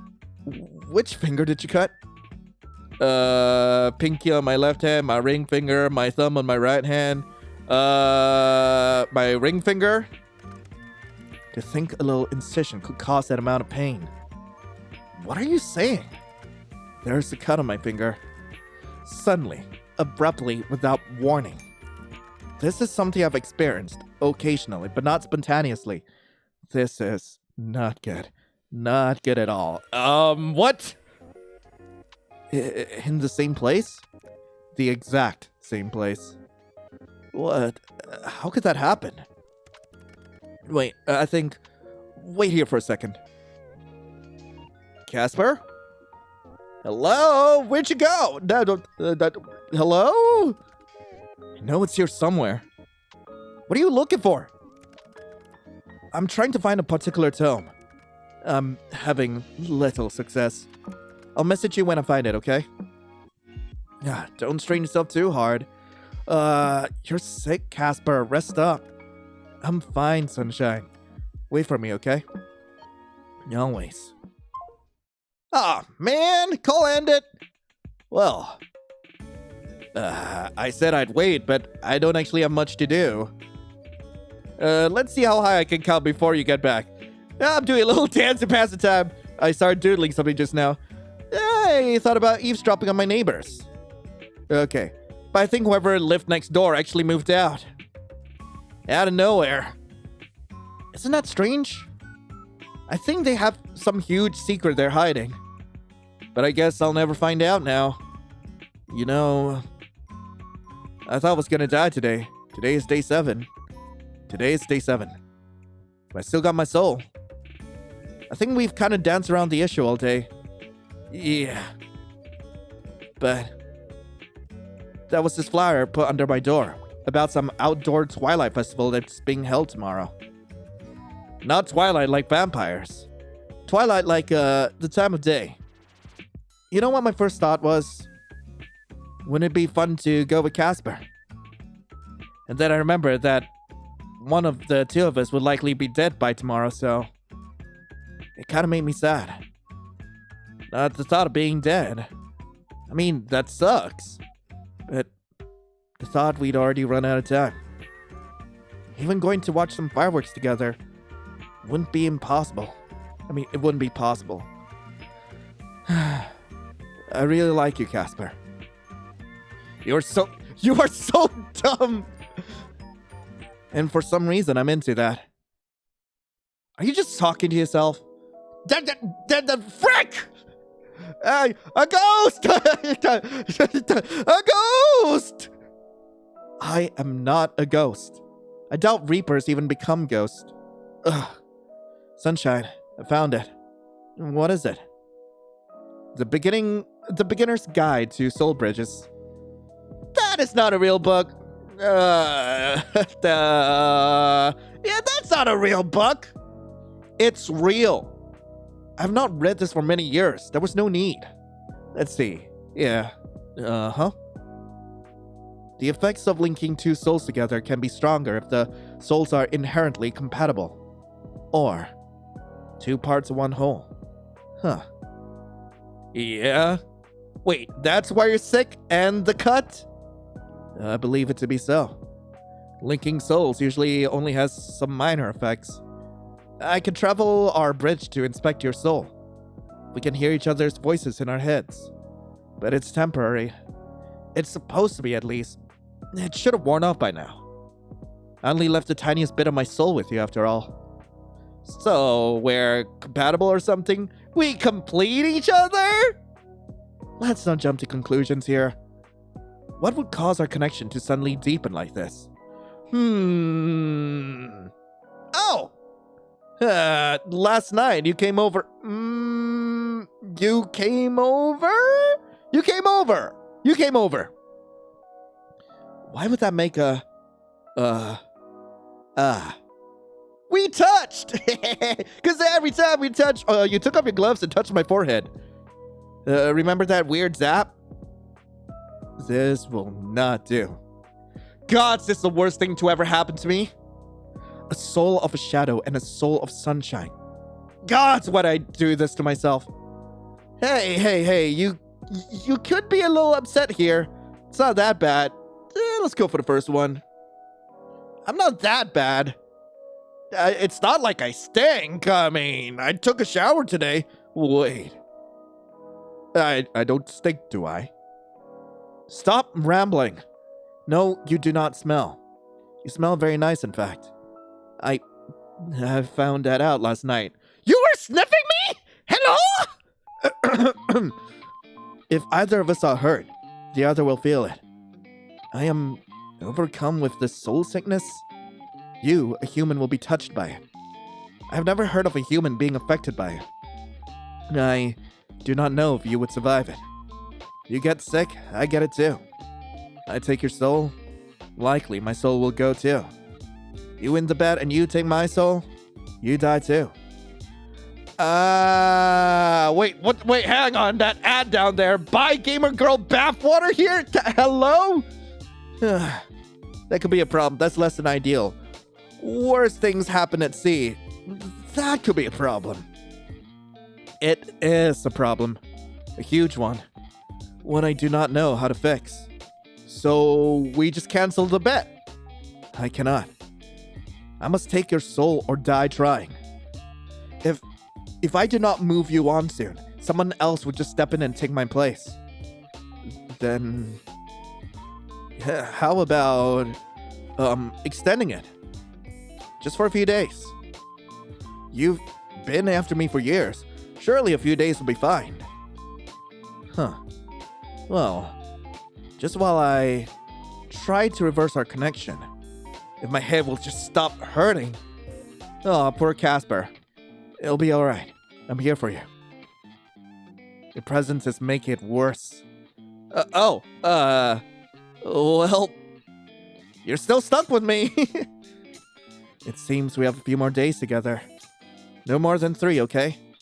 It will be too dangerous otherwise.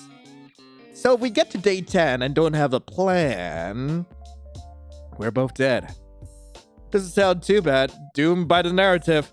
We're like a pair of tragic lovers. I don't have any plans to die. Wait, is there more? No, I guess not. Doomed by the narrative. What narrative? Like, if this was a book or a game or something. Hey, meta-narrative. People would say we're doomed by the narrative. But, I bet people would cheer for us anyway.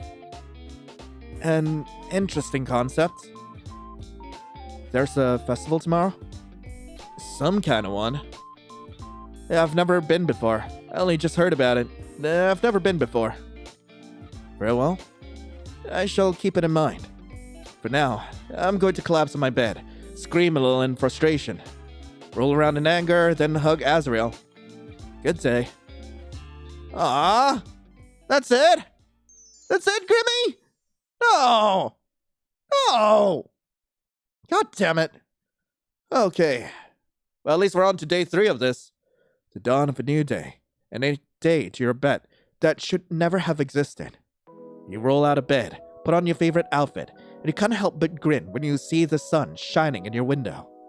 Was it always so warm, so bright? Likely, but it still feels especially nice today. You are alive. Oh, Snooty is back! Hello! I wanna talk to Snooty! You sit down beside Snooty and start prattling on about your day, your thoughts and feelings, everything that comes to mind. The best thing about a pet is that they have to sit there and listen to it. But you think Snooty doesn't really mind. Can I cuddle? Can I hang out with Snooty? You lay down on your bed beside Snooty, kicking your legs behind you. It's still early and Snooty is dozing. You smile and run a finger down their head. You're struck with a sudden happiness, a cozy one. It's warmth that spreads through your chest. You feel very lucky to have gotten to know Snooty. You're Snooty's entire life, and you're honored to be by their side. Ah, I think I better take care of the plant too. Water it. Your little sprout has grown some leaves. You can't help but feel proud as you give it a big drink of water. Also, in case you weren't here for, back in A Date with Death, you do have to water your plant, otherwise, you may be locked into some of the bad endings, so I'm just gonna try my best to keep it alive. Let's see. You can't help but put your ear to the door when you hear someone coming down the staircase. You hear a voice, so muffled, a different voice to any of your previous eavesdropping sessions. A different neighbor. Mom, I promise, it'll be fine. Yeah, I know it's far away. You can only hear half of the conversation. A phone call. It's only for a few months, I'll be coming back. You're acting like I'm moving to another country or something. It's only a state away. What do you mean, why are you going? Because I was asked to, and to be totally honest, I'm a little tired of all the traffic, and the rent of the city is insane. I promise, it'll just be a few months. Help run the antique store until Auntie gets back. Get some fresh air, then come home. No, I've never run a store before, but Heletta said she had some staff who can help. Plus, it's just an antique store in a tiny town in the middle of nowhere. It's not exactly rocket science. The voice lets out a soft sigh. All right, Mom, I'll talk to you later. Yeah, love you too. And with that, the person finishes their call. God, she worries too much. What's the worst that can happen? The footsteps continue, descending the staircase until they reach the bottom, and the door creaks open, then shuts. Then, silence. Right. I guess we'll check on our laptop. Yoink. Alright. I wonder what's on the internet today. Curious about... Star? Oh my god. Yay! Wait, can I just keep stirring? Is this something I can do? Aw, it's kind of cute, actually. Well, I'm just gonna be doing this for a while. And funny number. This website's gonna be gone tomorrow, and I just wasted so much time doing this. God damn it. Okay. Let's freaking go. Chat room time. Yes, please. All right. Grimmy.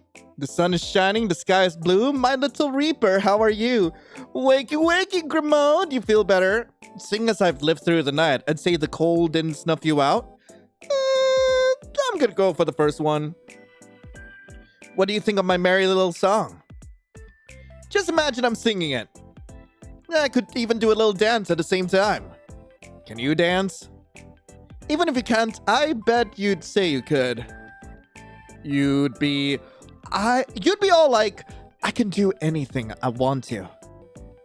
I'm glad to hear you know me so well. I indeed could if I wanted to. But what good would dancing do me? None, likely. So I will refrain. As for your little song, the sky is black as it always is. Suits you. It's a little bit extra, a little bit emo. Wait, really? That's a bit sad. I'm gonna go for the first one. You can jump over here and check out the blue skies then. I know they say the grass is always greener on the other side, but it literally is in this case. As for your question, did you spend your entire night worrying about me? Do I consume that much of your thoughts? Honestly, yeah, it sounds like you were thinking about me, buddy. I was more worried about myself, truthfully. Honestly, yeah. I was worried about you. Like you said, you've never been sick. Being sick alone sucks. Being sick alone after never being sick before? That sounds shitty. Oh, Well, I... Thank you for thinking of me then. I'm feeling much better. I hadn't known how unlike yourself you feel when sick. Like, my hands were not my own. My body was someone else's. Now I feel much more like myself. Thank the Lords. Not keen on getting sick again sometime soon? Yeah, absolutely not. But there were a few good things to come from both of us being sick. You touched me! We got to comfort each other. You got to lay in my bed. You got to experience something new. You got to lay in my bed. It's pretty comfy, don't you think? I could barely tell. Oh, were you uncomfortable? Uncomfortable is not exactly the right word. Was it slightly excruciating? Yes. My bed? No. Sleeping beside you. Oh, sorry. I didn't know you wouldn't like it. No, it is... it's not that. I'm just unused to being so close to someone. And when that someone is you, how would I be able to sleep? Oh! So you actually liked it? No further comment. Aw, little Casper likes sleeping next to me. You're a cutie. Hardly. Sunshine, what do you know about birthdays? Birthdays? That is the day of one's birth, Casper. They're fun. They're a time to celebrate. Not really done much on my birthday. Well, they're a time to celebrate. You lived another whole year. The best way to celebrate, of course, is to stuff your face with cake.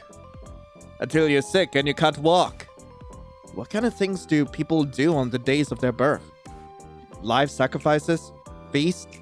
Maybe not the live sacrifices thing. There's loads of live sacrifices. As much as I want to, I don't want to mess with him that much. At least the last party I went to at McDougall's didn't have any. I'm starting to feel like I'm missing out.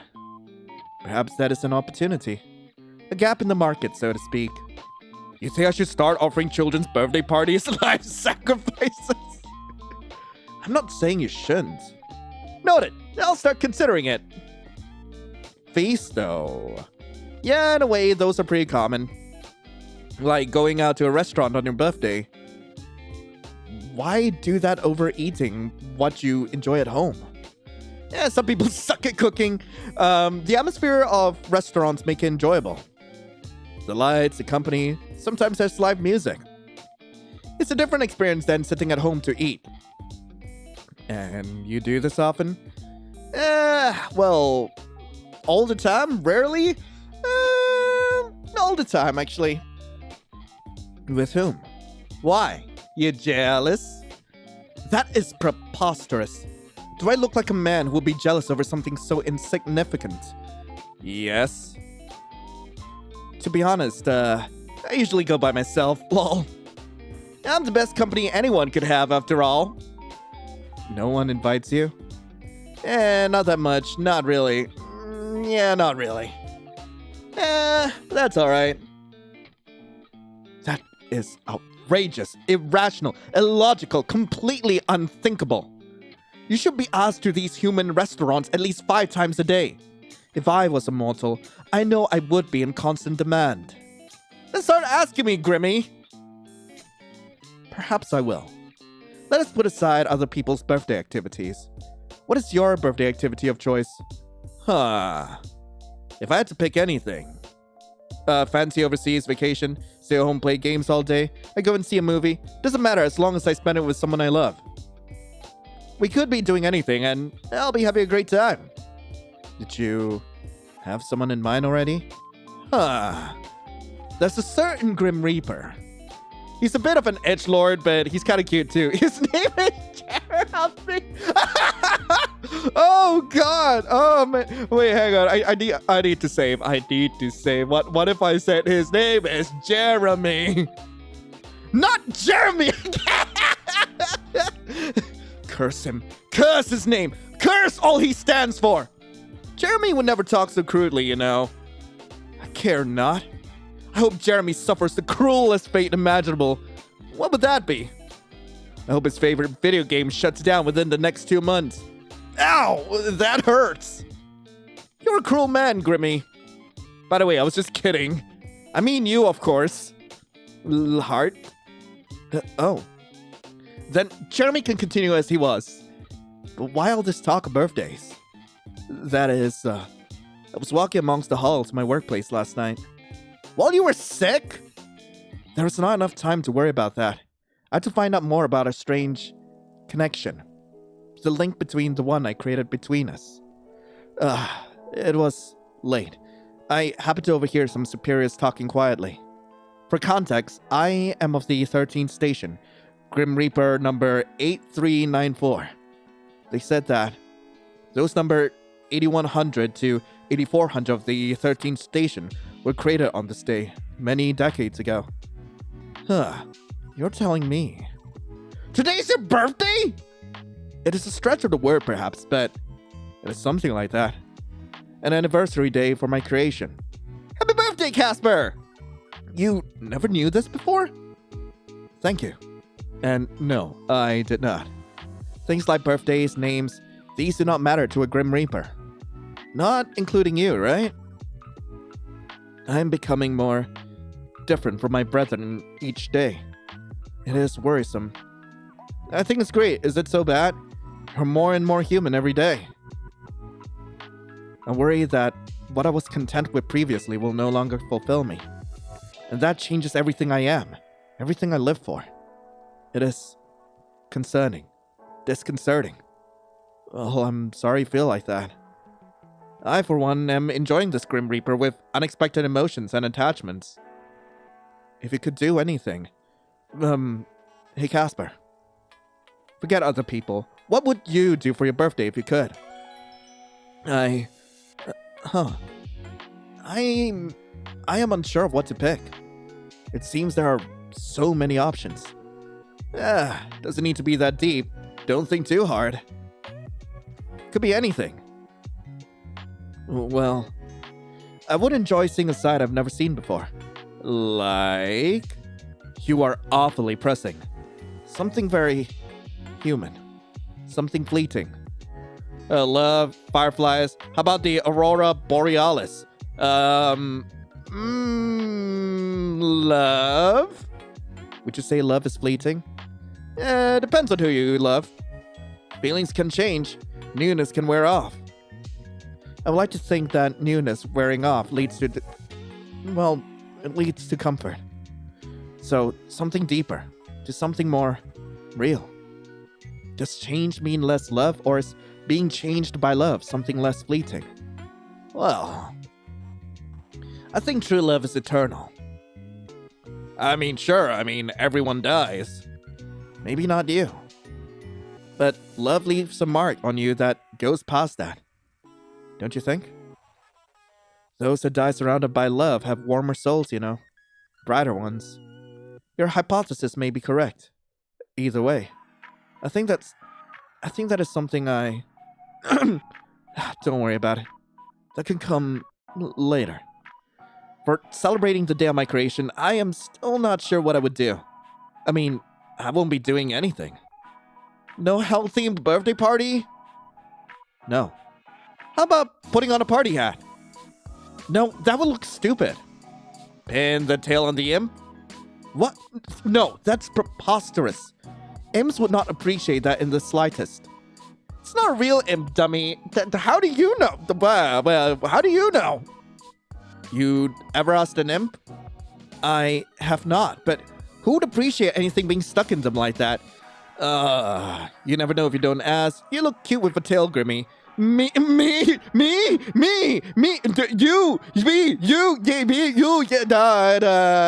when I'm done with you. You want to pin a tail on me? More like pin you down to the bed. And then? Well, what would you like me to do? What would you desire? You shouldn't answer a question with a question. Why not? Fine. I want to touch your hair first. Run my fingers all the way down to the ends. And then... You'll have to come over and see. Can't spoil all the fun, can I? You are frustrating, mortal. And I believe we are barely talking about pin the tail on the imp any longer. Yeah, of course. Hey, baby girl. Wow, way to call out of the blue. I grow sick of typing and I long to see your face. Did you miss me? I did, actually. Alright. Oh. That is awfully honest for you, Grimmy. Didn't expect you to just say it. That's awfully honest. I'm always honest. Oh, I didn't really think you'd... Right, well, that's nice. Very good. I may have missed you too. There's a chance, perhaps. No, you're always truthful. Definitely not always honest. They're different things. You know me so well, sunshine. Well, somehow. It really does feel like we've known each other for forever. Strangely, I feel the same way.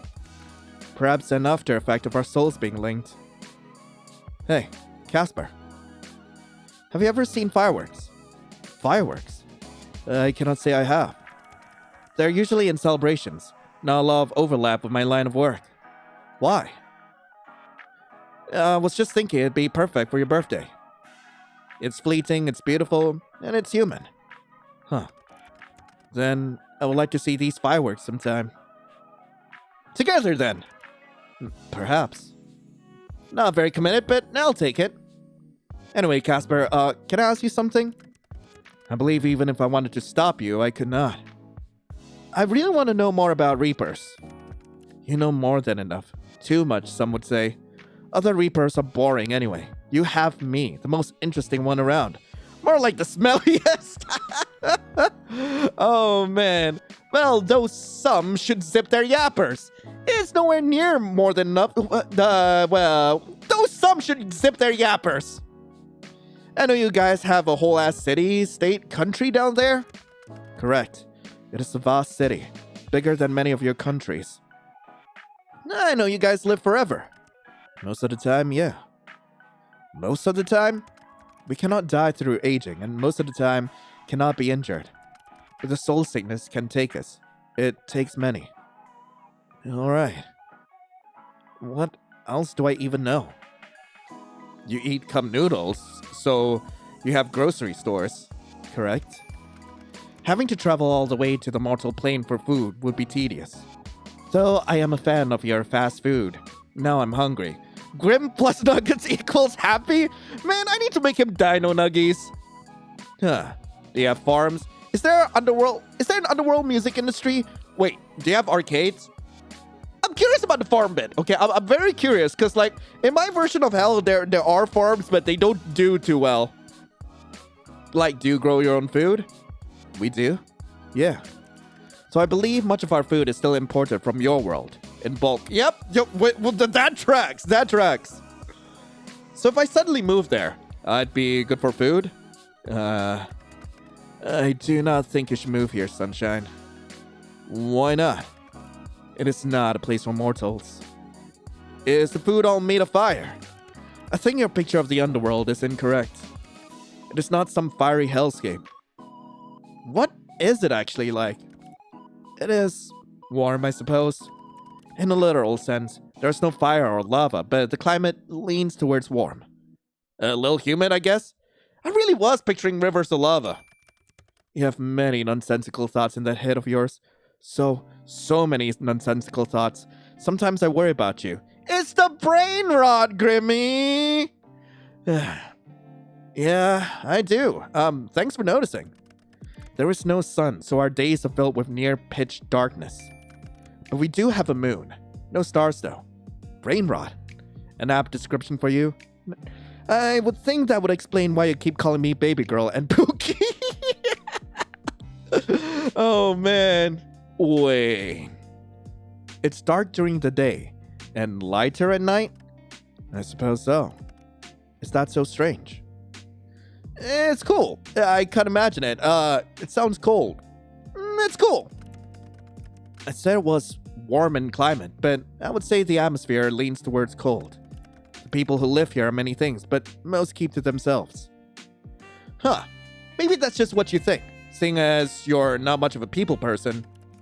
Maybe if the people who lived here were much more likable, then I would give them a chance. A big maybe. A very unlikely one. Maybe someone just needs to give people a chance. I would rather gouge my eyes out and then eat them. Ew, kinda weird, Casper? I have one important person anyway. That's plenty for me. Fair enough. What was that? Nothing. I said something along the lines of, I hate nearly everyone, obviously. Nearly everyone, wink. I think you said something.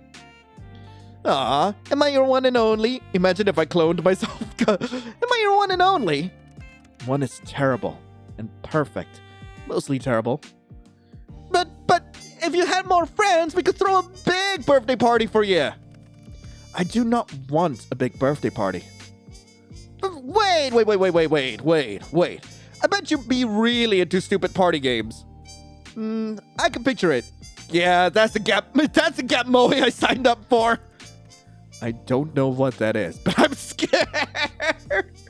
A grumpy Grim Reaper who's secretly into party games. Once again, no. Party games are made for children. Perhaps you are easily confused, as I am far from a child. I am a poor boy deprived of party games? But with just the two of us, well, what party games can we play? Pasta Parcel will be kinda lame. So would What's the Time, Mr. Wolf?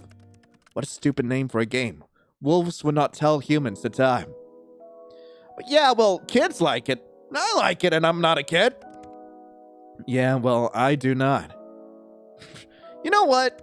No, please enlighten me. This should be entertaining. I bet you enjoy a piñata.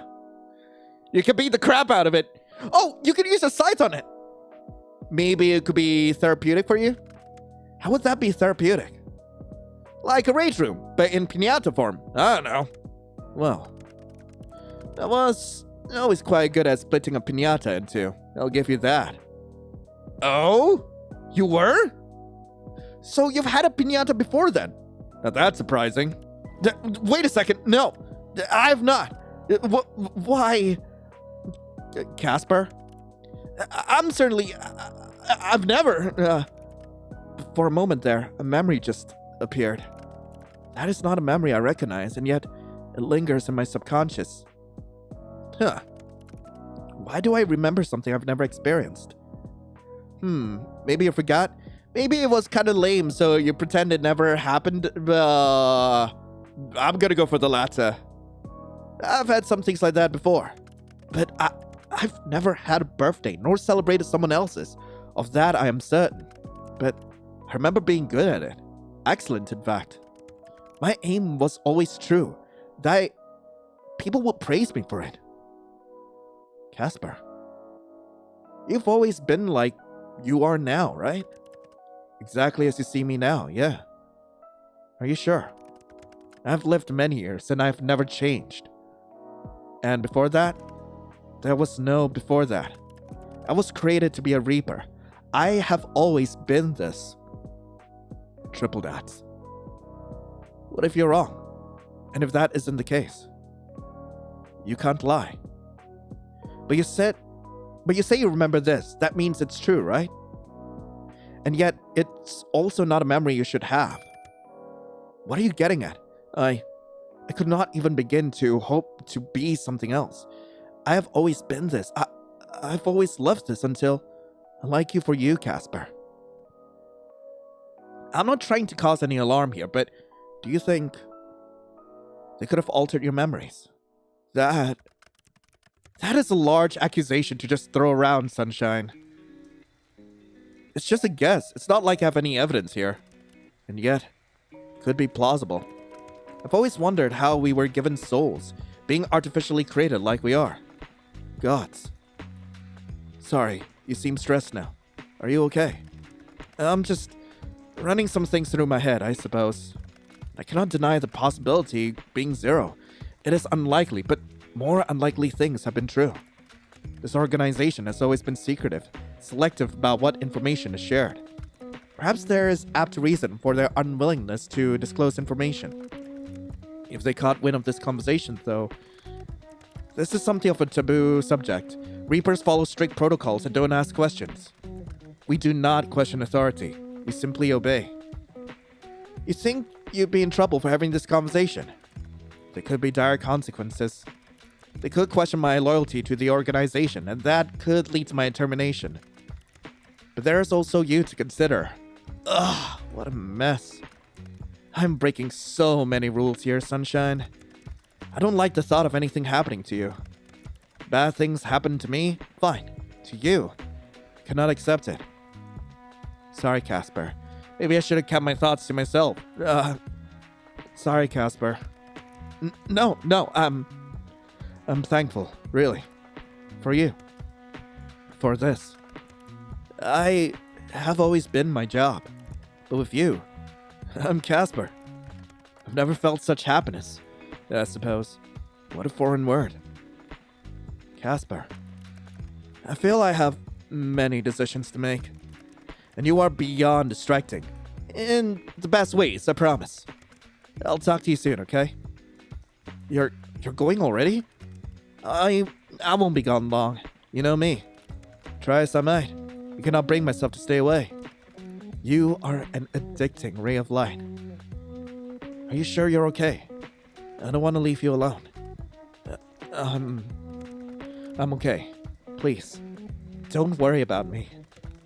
Hey, don't give me that look. Stop pouting. Just wait for me, alright? I'll see you soon, Sunshine. Did I just give him an existential crisis? As the call comes to an end, you see a reflection on the black screen. That's always the worst part. At the end, you're just back to being by yourself.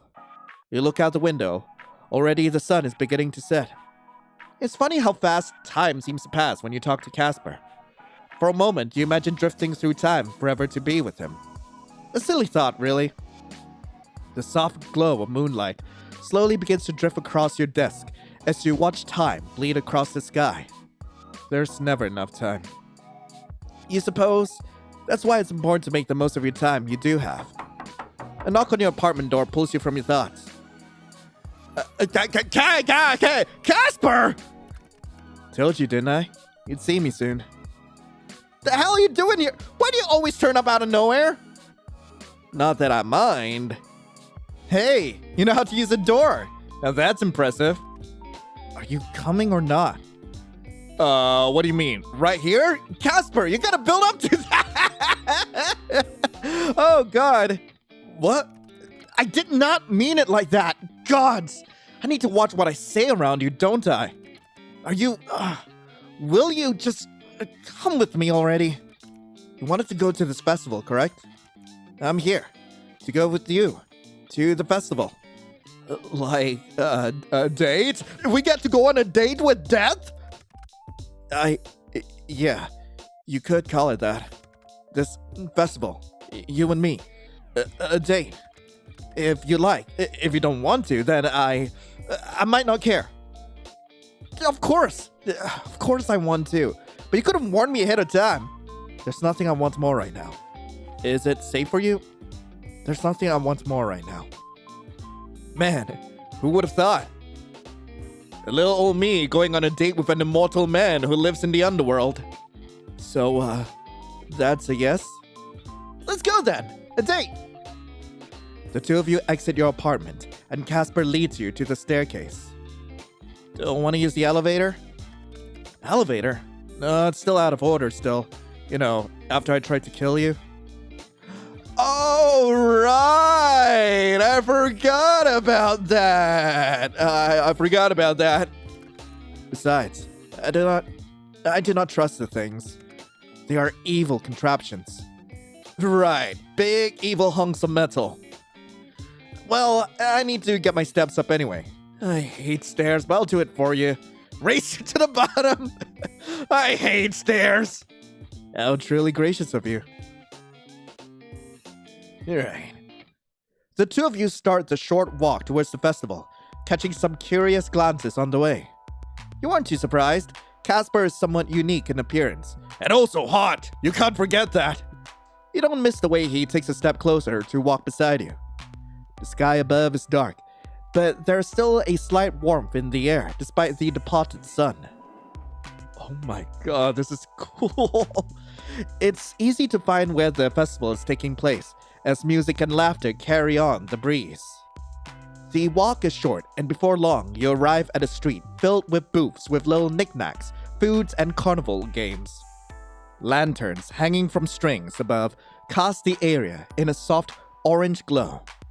It's bustling with activity. There are people dancing and singing, and the atmosphere is contagious. The moment the two of you enter, you can't help but grin. That suits you. What does? A smile. It would suit you too, you know. How about giving it a try? You note a small frown forming between Casper's eyes as his gaze darts around the crowd. Not your kind of place after all? It's not that, I tend to avoid such gatherings of mortals. Their auras are a tad overwhelming, but beyond that, I feel as if I cannot ever truly fit in. Do not mistake it for me not enjoying myself, though. To be by your side is... yeah. It's... yes? Yes. You absolute cutie, goddamn. That doesn't make any sense. Good. If this is supposed to be a date, then... The already shrinking distance between the two of you shortens again when he takes your hand and is tentatively. It's for the true festival experience. Right, of course. You squeeze his hand. He squeezes it back. This is a perfect opportunity to introduce you to little mortal delights. That doesn't sound family friendly. Casper! Wow, look who's being dirty now! You lead Casper towards a stall with balloons attached to the back wall. Behold! This is as close to a party game as we'll find here, I think. Let's try it. I bet I can pop more than you. You just pop them? With darts, yeah. And if I win, what do you offer me? Oh? You really do like bets. You were the one saying you could beat me. Well, how about we keep it simple this time? Considering our last bet had gone a little, you know. Simple it is, then. What would you ask of me? Bragging rights! Whoever wins has a lifetime of bragging rights over it. Simple enough, eh? And the bragging rights I shall win. I accept these terms. Prepare yourself, my little human. People are gonna look at you funny if you call me that, stupid. Together with Casper, the two of you pay the person running the booth and receive 6 dots, 3 each. You can't help but notice as he explains the rules that Casper has an extremely serious look on his face. Oh yeah, he's ready for this. Try to look tough. Try to look prepared for war. Try to look effortlessly cool through putting in some effort. Oh my god, I'm gonna try to look cool. You hear a puff of air leave Casper's lips as he glances at your display. A laugh is like music to your ears. You both stare down the multicolored balloons. You should know that I have an immaculate aim. Any other game, perhaps, you would have a chance of winning. But a shame for you. You talk big, but we'll see. You watch the smirk come over Casper's face as he throws his first dart. Pop! A balloon dies for your amusement. Okay. You better not be cheating. Cheating? It is below me. I always play by the rules. You lift your arm and stare down one of the balloons. Okay. Well, here goes nothing. Your dart flies towards its target, and with a satisfying pop, finds purchase. Wink at... I'm a wink! Easy peasy lemon squeezy. Honestly, am I a god? Pressure is on now, huh? Don't lose now, Lil Reaper. I've heard of this. They call it beginner's luck. The same could be said for you. I played this plenty of times, Casper. Well, I am feeling pretty lucky. Don't get too overconfident. Casper raises both his hands, a dart in each. Don't be foolish! foolish. It's impossible. Oh, someone's picking up their game. This will be funny when they both miss. Oh my god. I'm gonna encourage him. Shh. You truly never stop yapping. Do not distract me. Triple dots. Wait, what if I really kept quiet? What if I did? More dots. Both darts leave his hands. And 2 balloons go pop. Oh. Well. Triple dots. You mimic his posture and raise 2 darts. You feel strong. Powerful. This'll be easy. You let the darts fly. The moment would have been epic, a tale to pass down the ages, had any balloons popped. They did not. Unsurprising, honestly. We'll need to work on honing these so-called skills of yours, Sunshine. That's embarrassing. This game was made for me. There's no need to feel shame. You'd already lost before you even attempted a shot. It's no matter. I've won this bet, Sunshine. Don't get too used to the feeling, little Reaper. Taking Casper's hand, the 2 of you continue to stroll around the festival. You take in the lights, the colors, the smells, and the sights. But more importantly, you take in Casper's reaction to everything. There is a wide-eyed look of awe on his face. It's as if he is seeing a new world for the first time. It is decidedly human of him. Every now and then, he brags about winning your bet, but mostly he just lets you pull him from one booth to the next, enjoying the atmosphere. It's endearing. He is genuinely excited, having a good time, together with you. Your heart hammers away in your chest, and you try to think of the last time you had so much fun. How long has it been? Too long. Far too long. The frustratingly charming, yet surprisingly easily flustered man is to blame. He has you grinning from ear to ear before you even realize it. Your train of thought is interrupted as a streak of light soars up into the night sky, then erupts into a colorful firework. Casper sucks in a breath, his eyes wide as he watches. Pretty, huh? What do you think? Oh my god, this is such an amazing CG! They're so fleeting. So brief. Yeah. All the good things are. They're beautiful. There one moment, then gone the next. But we keep a memory of them forever. Very human indeed. I can see why humans like these festivals. Surely you have festivals in the underworld too. You've really never been to one. They're different where I'm from. They're not a celebration of life, really. There are no fireworks or balloons or charming dates. Thank you for coming with me. I should be thanking you, Casper. I mean, you're the reason we're here. I wouldn't have thought to come if not for you. There's so much I wouldn't have done if not for you. You are divine, amazing, the best mortal in the whole world. Divine? Everything. You really embody the best parts of mortality. The best parts of life. I feel... well, I feel lucky to have met you, despite how much it pains me to admit that. You were supposed to be another job. I'm good at playing hard to get, hey. Sorry, I'm an overachiever. I'm good at playing hard to get, huh? Gods, you're an idiot. You like it, though. For some reason. No, it's...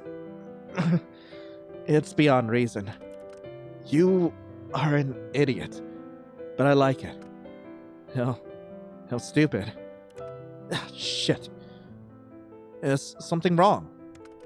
I cannot help but have these thoughts, these unwanted feelings. Thoughts of? I enjoy spending time with you. Like this. Online too, of course, but here, together, in person, it is wonderful.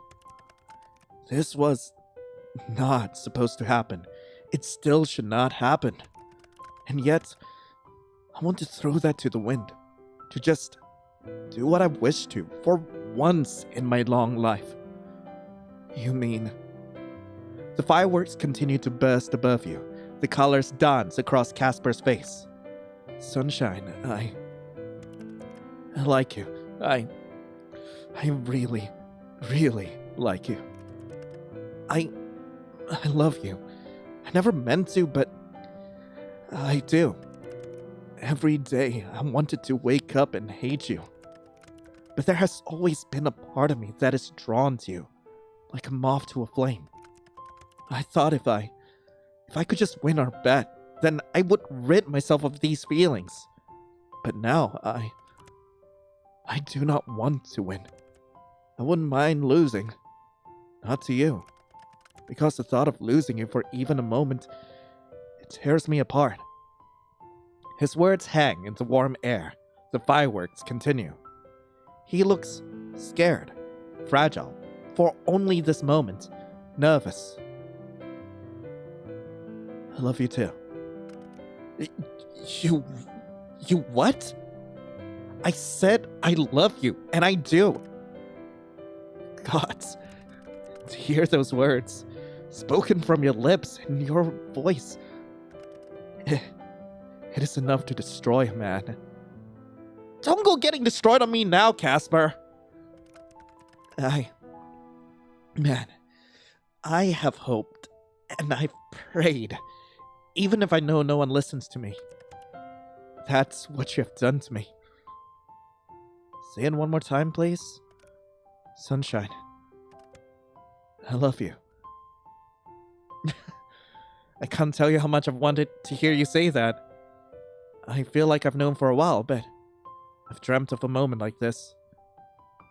I can't tell you how much I've wanted to hear you say that. I was hoping too. Without even realizing I was hoping. This feels like a dream. Love is extremely dangerous, Sunshine. It shouldn't be. For us, it will be. I don't mind. I'm sure between the two of our huge brains, we can work something out. You seriously lack self-preservation skills. Are you going to be in trouble? Are you breaking the rules if we're together? I don't plan on letting headquarters find out. If they remain unaware, then we'll have some time, I hope. We can be careful. Can you be careful, Sunshine? It's not really like you. No, but I can try. Of course, Careful is one of my middle names, after all. I can try. Please, if anyone is listening, allow me this one happiness. You know, this is the best date I've ever been on. Truly. Good. I'm glad. You deserve only the best. Yeah, I got to witness you experiencing so much for the first time. That's the best. And, well, I'm just glad to be with you for the time we have. If I could have my way, I would be with you. Forever. But, with the way I was made, well, I'll take whatever moments we are given. Do you want to go back? To your apartment? Yeah. Unless you need to go. I'll come back with you. Stay the night with me, please? You want me to stay? I just want to be with you for a little longer, please. I want to... okay, tender or horny? Tender or horny? I want to be tender, but...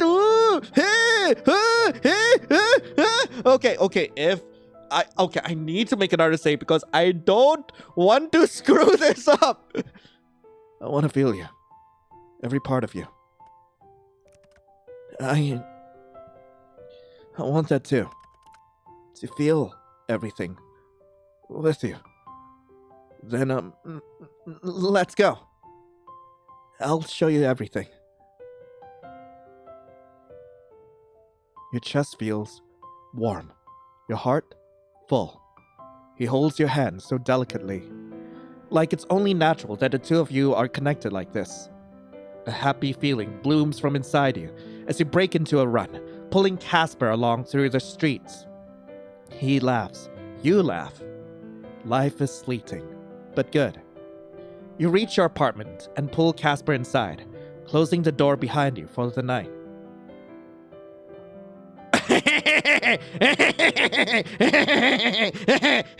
Okay, y'all already know the deal. Like, I can't show the scene here on YouTube, but if you do want to see like what happens here, I will be narrating it over on Patreon, so link to that is in the comments. But anyway, in case any of you were wondering, we were just holding hands. Don't look into it, I swear, we were just holding hands. I feel as though I've not truly lived until this second. I don't think I have either. You are incredible. He sits up, cupping your cheek with his own clean hand, tender.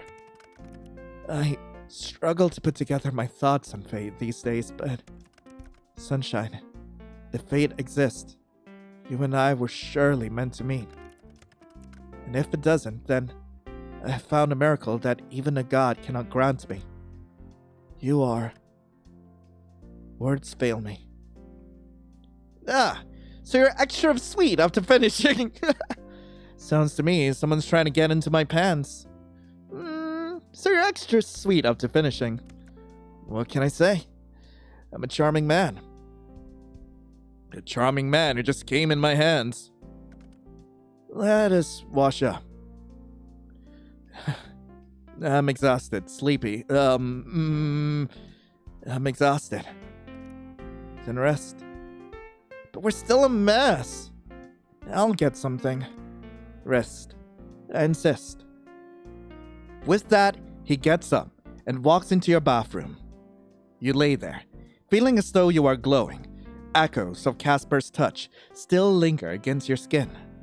In your entire life, you've never felt anything like that. You felt your pleasure, Casper's pleasure. They combined, twisted, turned, amplified, and echoed back and forth between the two of you. At some point, Casper will return and clean you up, but for now, you close your eyes and drift off. New items added to gallery. Okay! Has sleep ever come so easily to you? No, you think. It hasn't. How did you survive so long without this warmth? Without the weight of a person beside you? Your dreams that night were peaceful. Like sunlight poking out after a rainy day. You open your eyes, blinking as sunlight streams in from your window. And there, laying next to you is Casper, his hair strewn about the pillow, his body tangled in the blankets, and his chest rising and falling with his soft breaths. A smile spreads across your face, and a warm, fuzzy feeling settles in your chest. Casper is really here, right next to you. It feels like a dream almost. A crazy one at that, honestly. If this were all a dream, it would make much more sense. An immortal Grim Reaper, and the soul he just couldn't take. It sounds like the plot to a bad novel. But here you are, and here Casper is, in the flesh. Gently, you reach out and stroke his hair. He shifts, eyes fluttering open. Sunshine. We are eating good tonight. Grimmy, Casper. Moonlight? What? It's cute, right? If I'm supposed to be like Sunshine, you're definitely more like Moonlight. It's cute, I suppose. You're still here. I'm still here. Work doesn't need you. Work always needs me. But there is something more important than that to me at the moment. More important than the cycle of death and rebirth? Aw, Casper. Who said I meant you? Did you mean me? You have become precious to me. I have thought you'd wake up and regret it. Regret? It is not a feeling I'm accustomed to. There has been no room for regret in my long life. There's only been following commands, day in and day out, more of the same. I feel I only learned regret once I met you. Yeah, so what exactly do you regret? Had I not told you the truth of how I felt, then I would have felt regret. And if I do not do all in my power to keep you safe throughout the difficult days to come, then I will feel something far worse than regret. What are we gonna do then? What's next for us then? What are we gonna do? Well, I must return to work. Being gone for too long will raise suspicion. Yeah, man, that makes sense. I wish you'd stay. I wish I could stay. But I feel that running away from my responsibilities will just end in heartbreak. I will not see you hurt. Even if you are a complete idiot. Hey! Where'd that come from? Only an idiot would get involved with someone like me. Therefore, you must be an idiot. Takes one to know one. You may be right. But at least I'm a very handsome, charming, and overall perfect idiot. It hurts to know you can't lie sometimes. You really think all that's true, huh? Obviously. So, you go back and then... Tomorrow's day 10 of our bet. I'm acutely aware. I need some time. Perhaps something like this happened before. Maybe there's a way to clear your name. To clear my name of death? It sounds unlikely. But you are a special case. They will have to understand that. Give me time, Sunshine. I'll try to work something out. Alright, but... please stay safe, Casper. I'm more worried about you. There's nothing to worry about. You said they could kill you for not getting my soul. Okay, there is something to worry about then. But I do not expect them to act that quickly. I have been a model Grim Reaper for the majority of my lifetime. I would hope that means something. Are you going right away? Well, he looks at you with eyes that says he doesn't want to go. It breaks your heart, just a little bit. How about breakfast first? But I like that. Why don't we cook together? I'm not sick now, so I can help. It's not necessary, but I'll allow it. Permission to use my kitchen granted. Now I know it won't burn down. Okay, you know what? I'll be nice. You are amusing, mortal. Amusing is my middle name. I think you are lying, but I will pretend you are not. And what will we make, Chef Casper? Any suggestions? Ooh, I've got something perfect. Vegemite on toast? I have not heard of this Vegemite. What is it? Oh, man. You're gonna hate that. Vegemite is good, though. Wait, before we eat, you didn't bring a change of clothes, did you? No, I hadn't expected to stay the night. Right. I might have something that fits you. I seriously doubt that. Oh, no, I really might. Can I pick something? Should I be scared? Oh, you should always be a little scared when it comes to me, Casper. No, of course not. Fine. Dress me as you will. I will return whatever you give me the next time I see you. Yay! You run up to search through your wardrobe. There must be something that'll fit Casper in here, right? You pick... a clown chorish outfit? A military-like outfit with harnesses? Axolotl onesie? Hell yeah! Turtleneck, high-waisted pants, and an oversized jacket. A trendy black and red waistcoat. The comfy sheep outfit? What? Okay, you know what? Okay. I know that the axolotl onesie is perfect for him, but I hope it doesn't get him in trouble at work. 9 hells that such a clothing item could exist. I will treasure this, Sunshine. Now I feel like I won't get it back. I am no common thief. I will return it. In time. In time being an amount of time that will not currently disclose. Have you given it a name? A name? For a onesie? Yeah, I was thinking Cupcake. Cupcake? A good name? It strikes fear into the heart. I love him, God. Whenever I remember you can't lie, it amazes me. Let's get breakfast, Cupcake and Casper. You take Casper by the hand and pull him into the kitchen. What should be an incredibly simple cooking experience becomes a journey. One filled with peril and excitement and a healthy dose of chaos. But by the end of it, you have 2 slices of Vegemite on toast.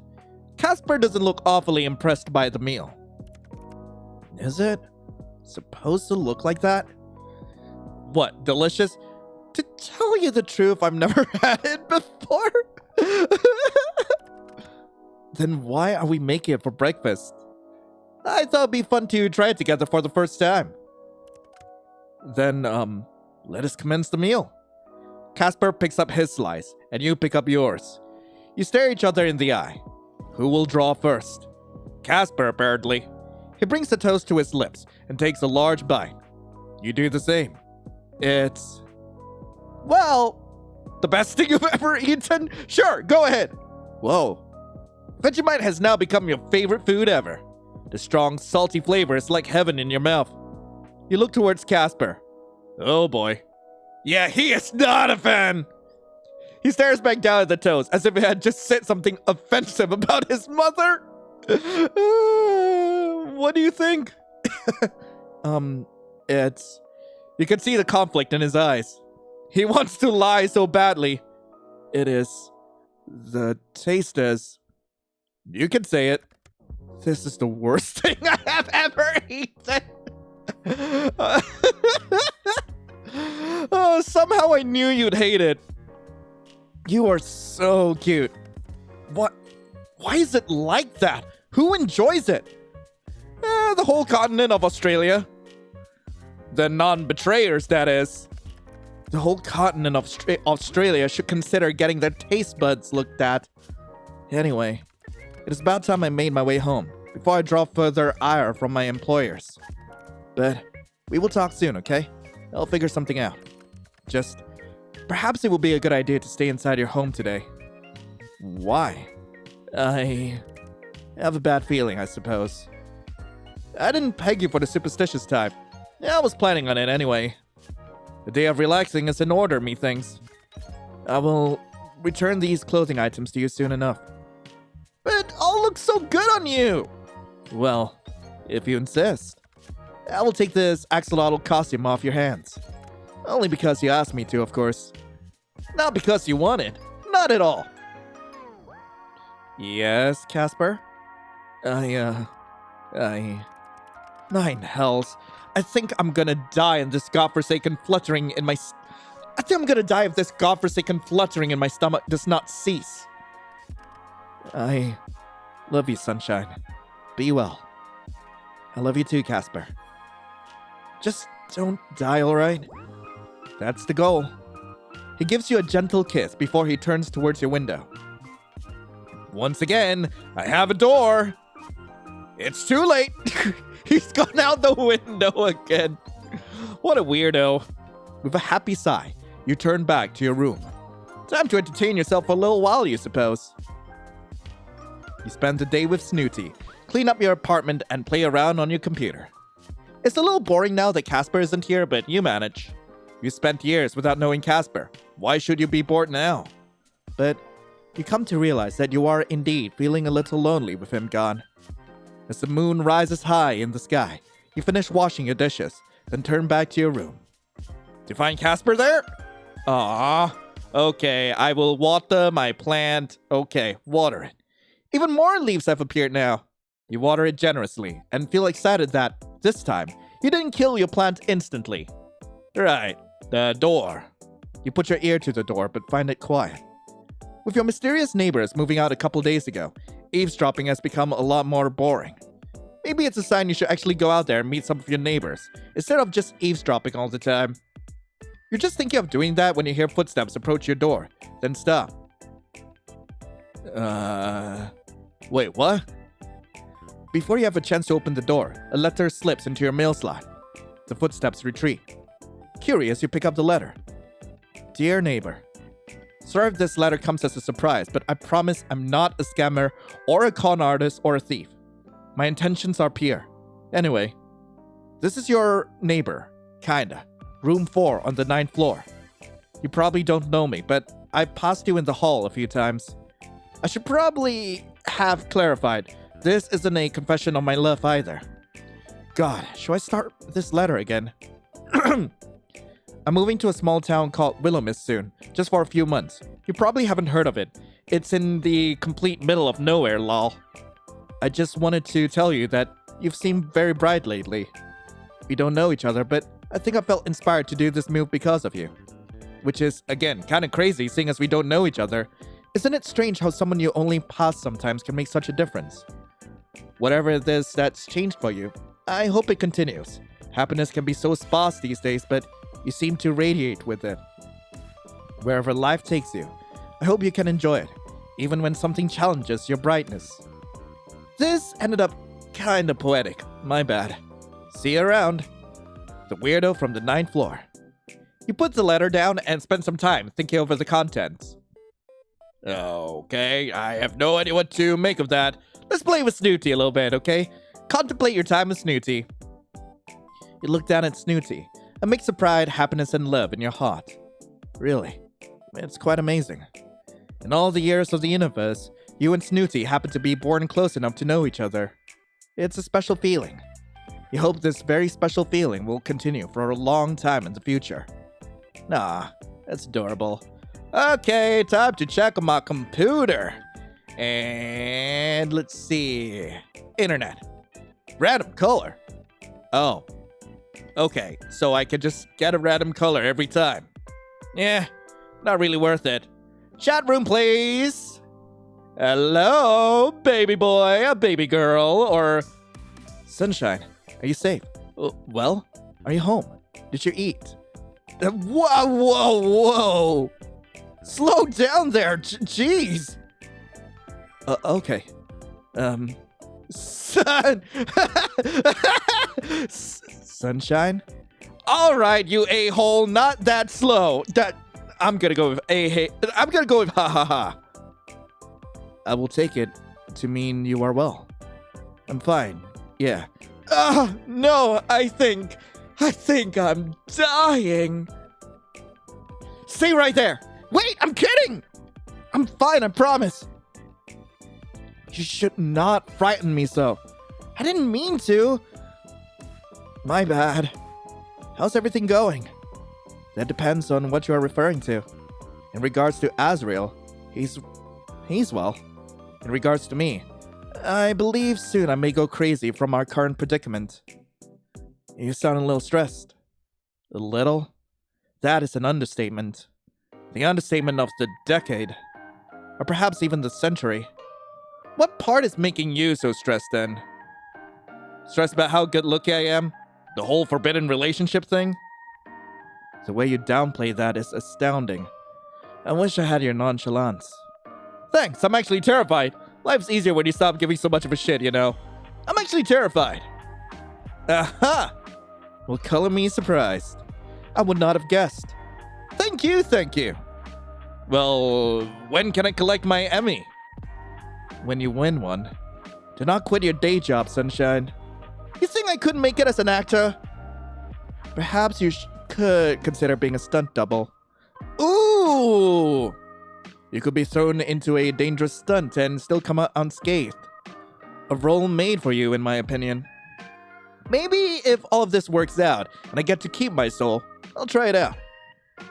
You know, on the side. If that's something you even do on the side. Anyway. Hey, Casper. Yeah? Did you make any progress today on the whole, you have to take my soul thing? Very little. I was sent on another mission as soon as I returned, and I've only just come back to the underworld. I'm hoping I can convince them that your soul is not supposed to be taken yet, but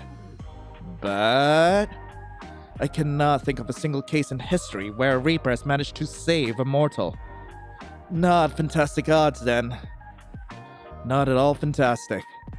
There are other avenues for me to investigate.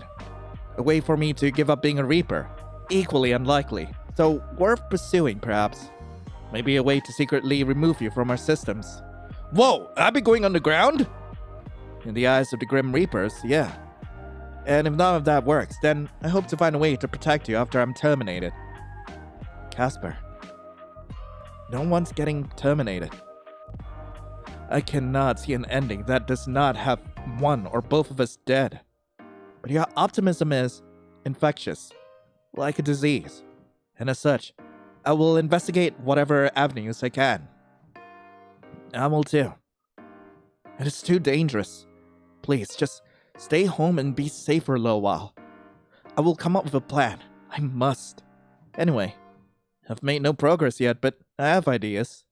I believe you should be safe for some time. My superiors know your soul is difficult, and as such, they should give me a little more leeway. What about the whole, weird memory thing you had? I honestly do not know who to talk to or ask about such a thing. If I speak to the wrong person, the consequences could be dire. I do have an idea. You're just full of ideas today. Go on. Tell me about it. Well, in the underworld there is a grand... what would you call it? The library, I suppose? The Library of the Lost. Huh.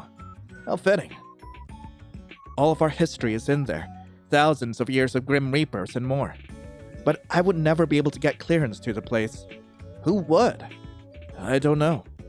Not my boss, nor my boss's boss. The secrets that are held there are immense. I would imagine... I have never been there, nor met anyone that has either. But if any place holds the answers to what we can do and the truth of my creation, it would be there. Is it heist time? I wonder if we could find someone to let us in. Is it I should be serious about this. Like who? You're good at your job, Grimmy. Surely someone would have noticed. Maybe we can convince them to just let us have a peek.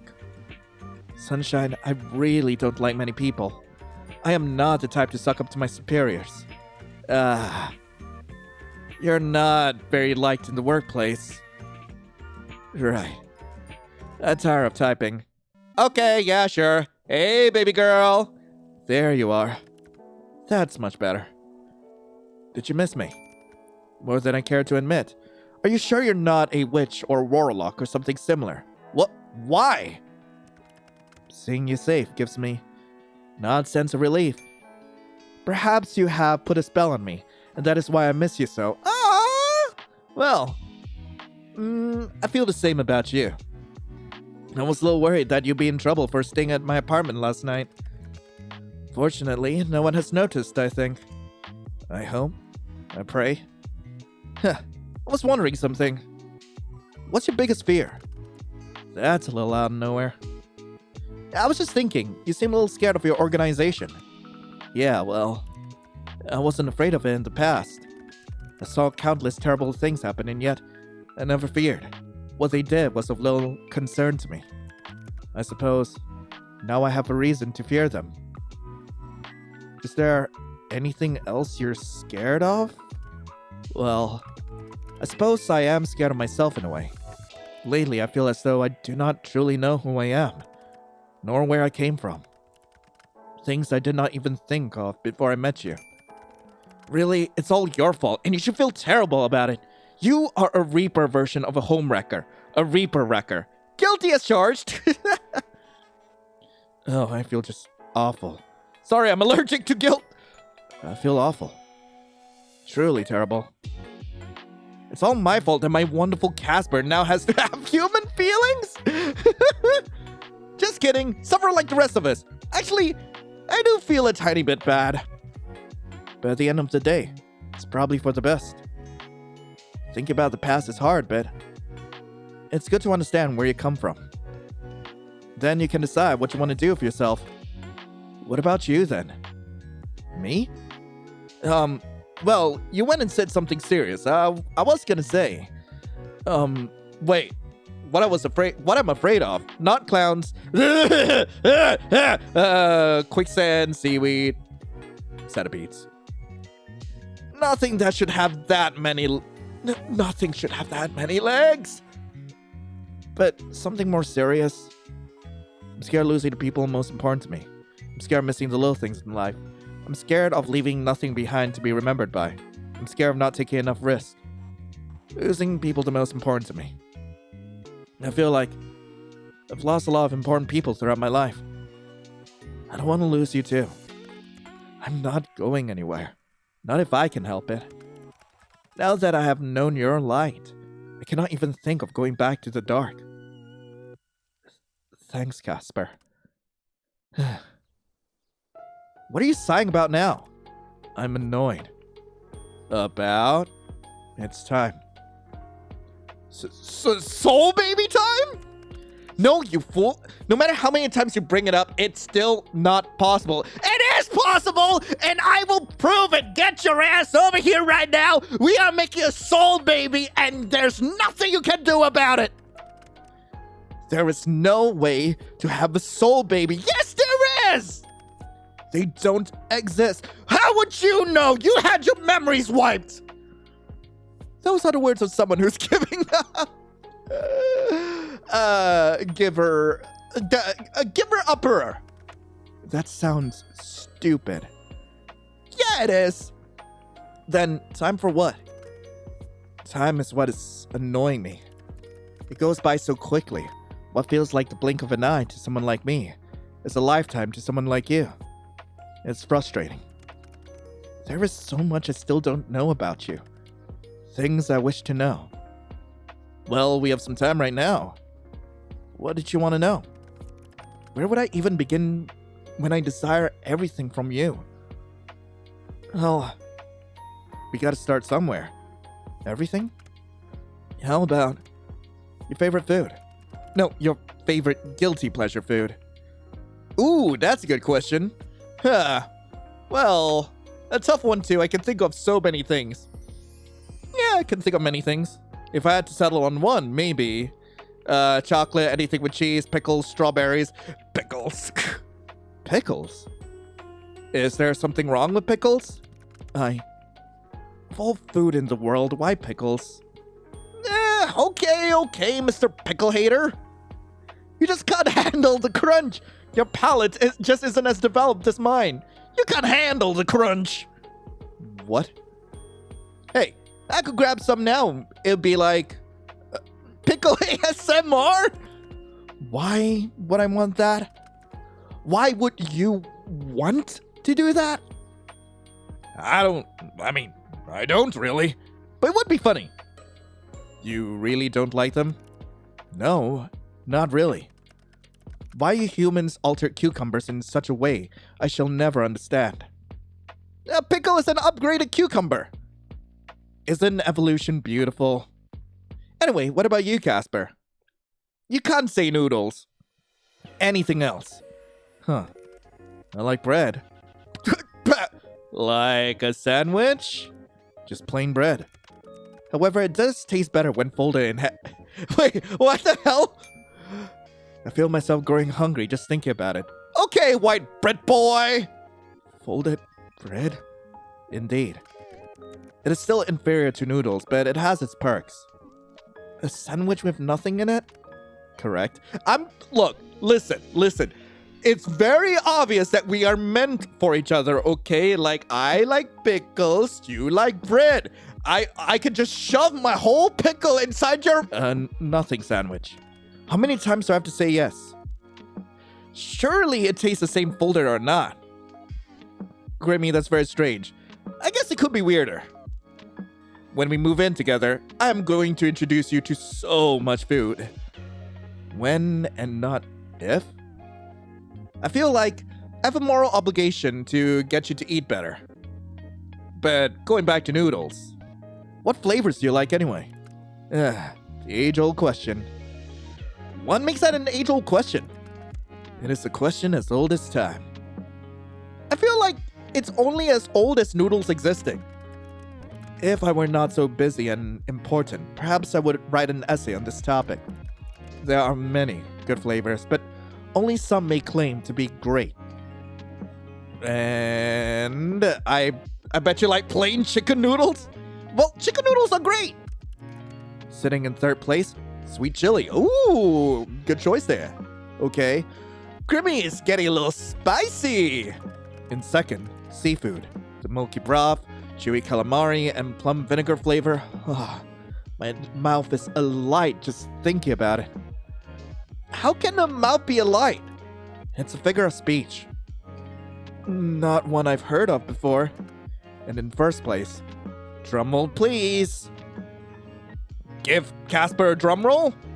Original. Oh my god. Okay. Of course it's original. You're so basic sometimes. To be honest, that's my favorite too. Original is pretty good though. It is pretty good, yeah. There's a reason it's the best selling. Nothing can beat the original. When we live in together, I'll get the shelf stocked with original noodles. Got it. We could name our soul baby Original! Oh my god. It's a little unconventional, but it is original. But that is a terrible joke, and you should feel awful about it. I won't even mention that. Once again, we are not having soul babies. You're starting to sound like you agree they exist. They do not. I swear, you... What? What the? What the? Why is my profile black and white? Casper? The call disconnected. Why is it red? Wait, did you hang up on me? Hello? Casper? Hello, sunshine. Casper? Unfortunately, Casper couldn't make it. What a shame. Instead, it's just you and me. Who are you? Who I am is not important. I'm far more interested in you. Lion, the keeper of an incredibly rare soul. Sadly, that soul no longer belongs to you. My organization doesn't appreciate those who withhold their property. You're a Grim Reaper. I am Death. The one you call Casper has been infected with mortal desires, and now must face the consequences. As will you. You think you could just threaten me? Why are you doing this? You think you could just threaten me? I know I can, and these are not threats, but promises. Perhaps you think me unkind. Then you would be correct. We are not kind, but we are just. I will give you one final chance to reconsider. Come with me, and I promise you will face a quick end. Man! I'm gonna make a save here, cause ain't no way I'm letting you take us. I'll never bow down to your stupid system. Without my system, the world would collapse. Whether you like it or not. You will see in time just how ill thought out your decision is, sunshine. Lock your door and your windows if you'd like, but I'll be there soon enough. Goodbye. Wait!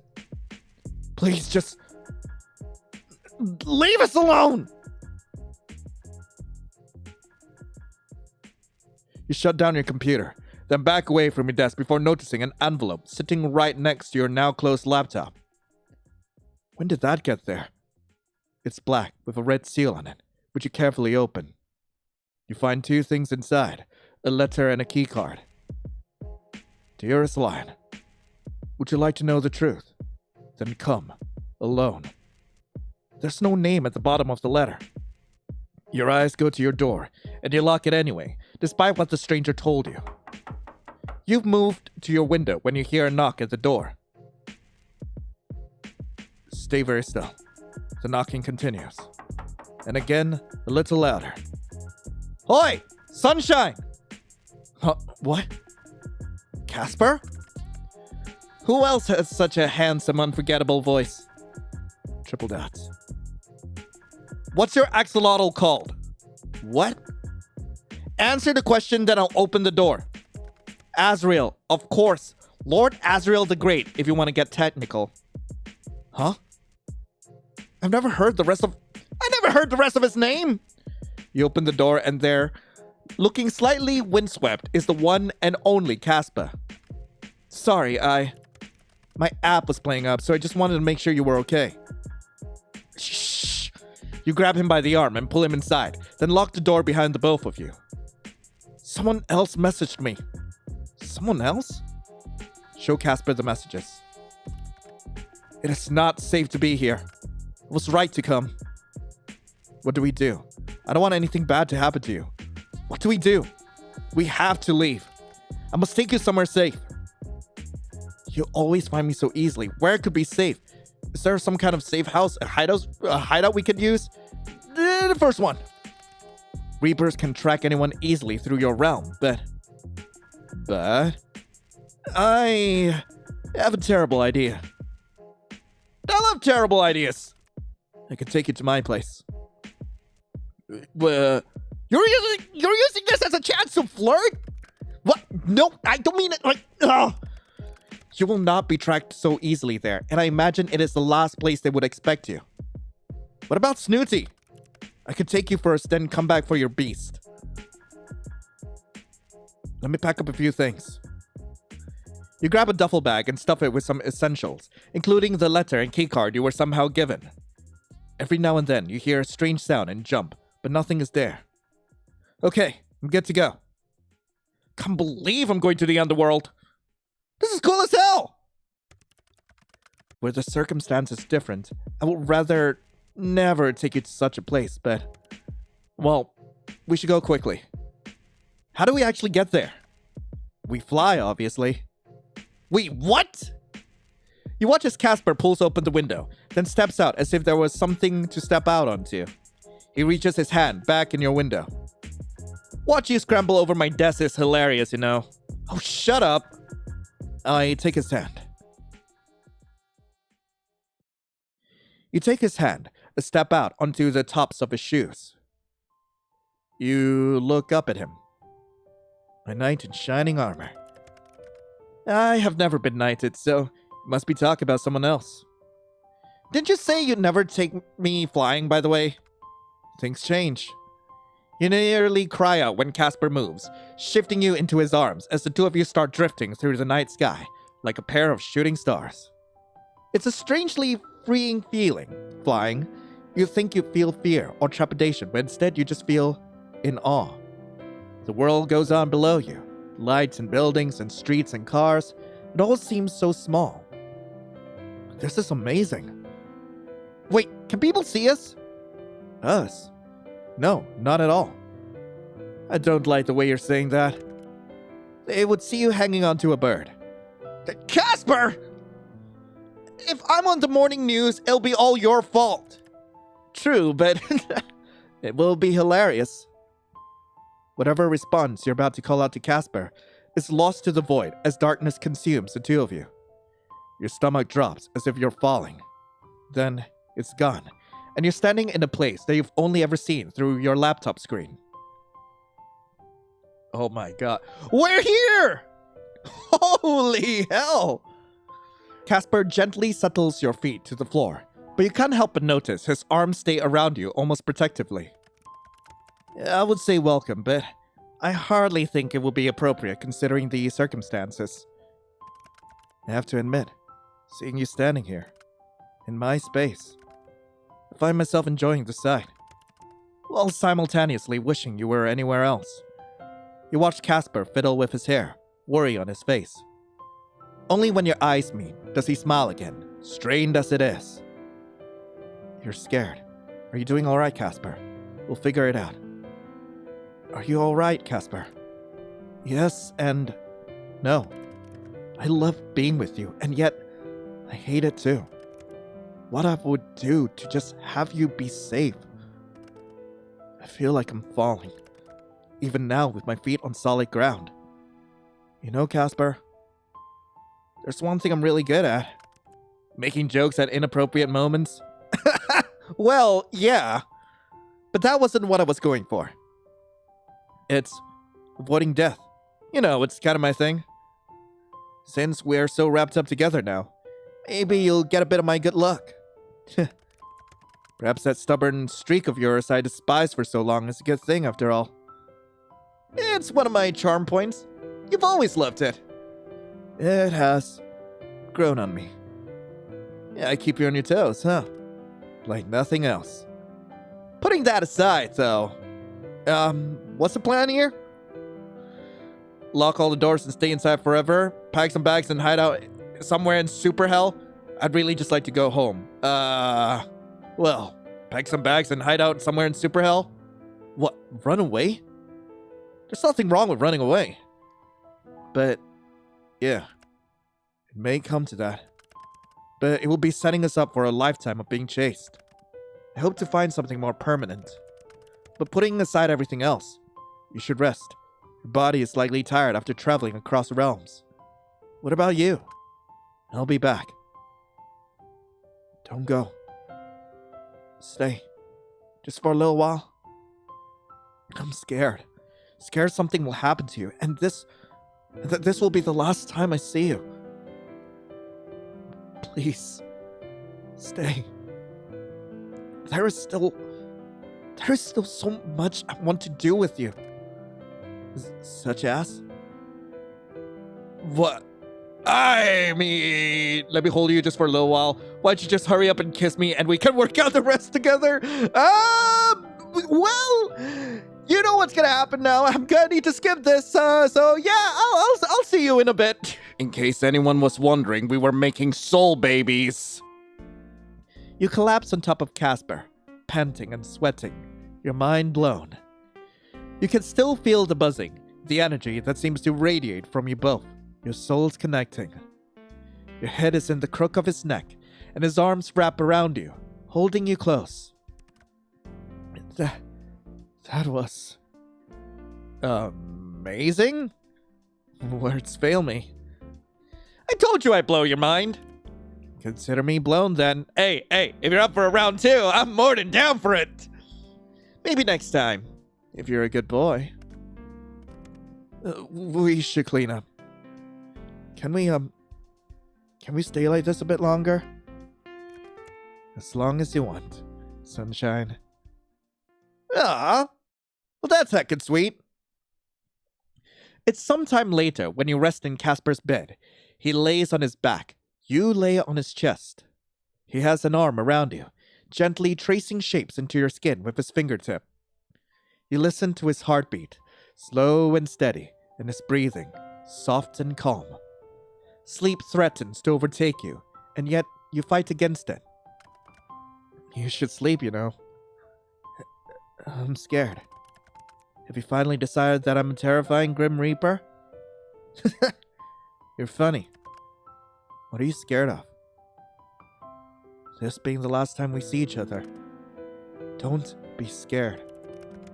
Is what I would like to say, but that would be stupid of me. For I feel the same fear.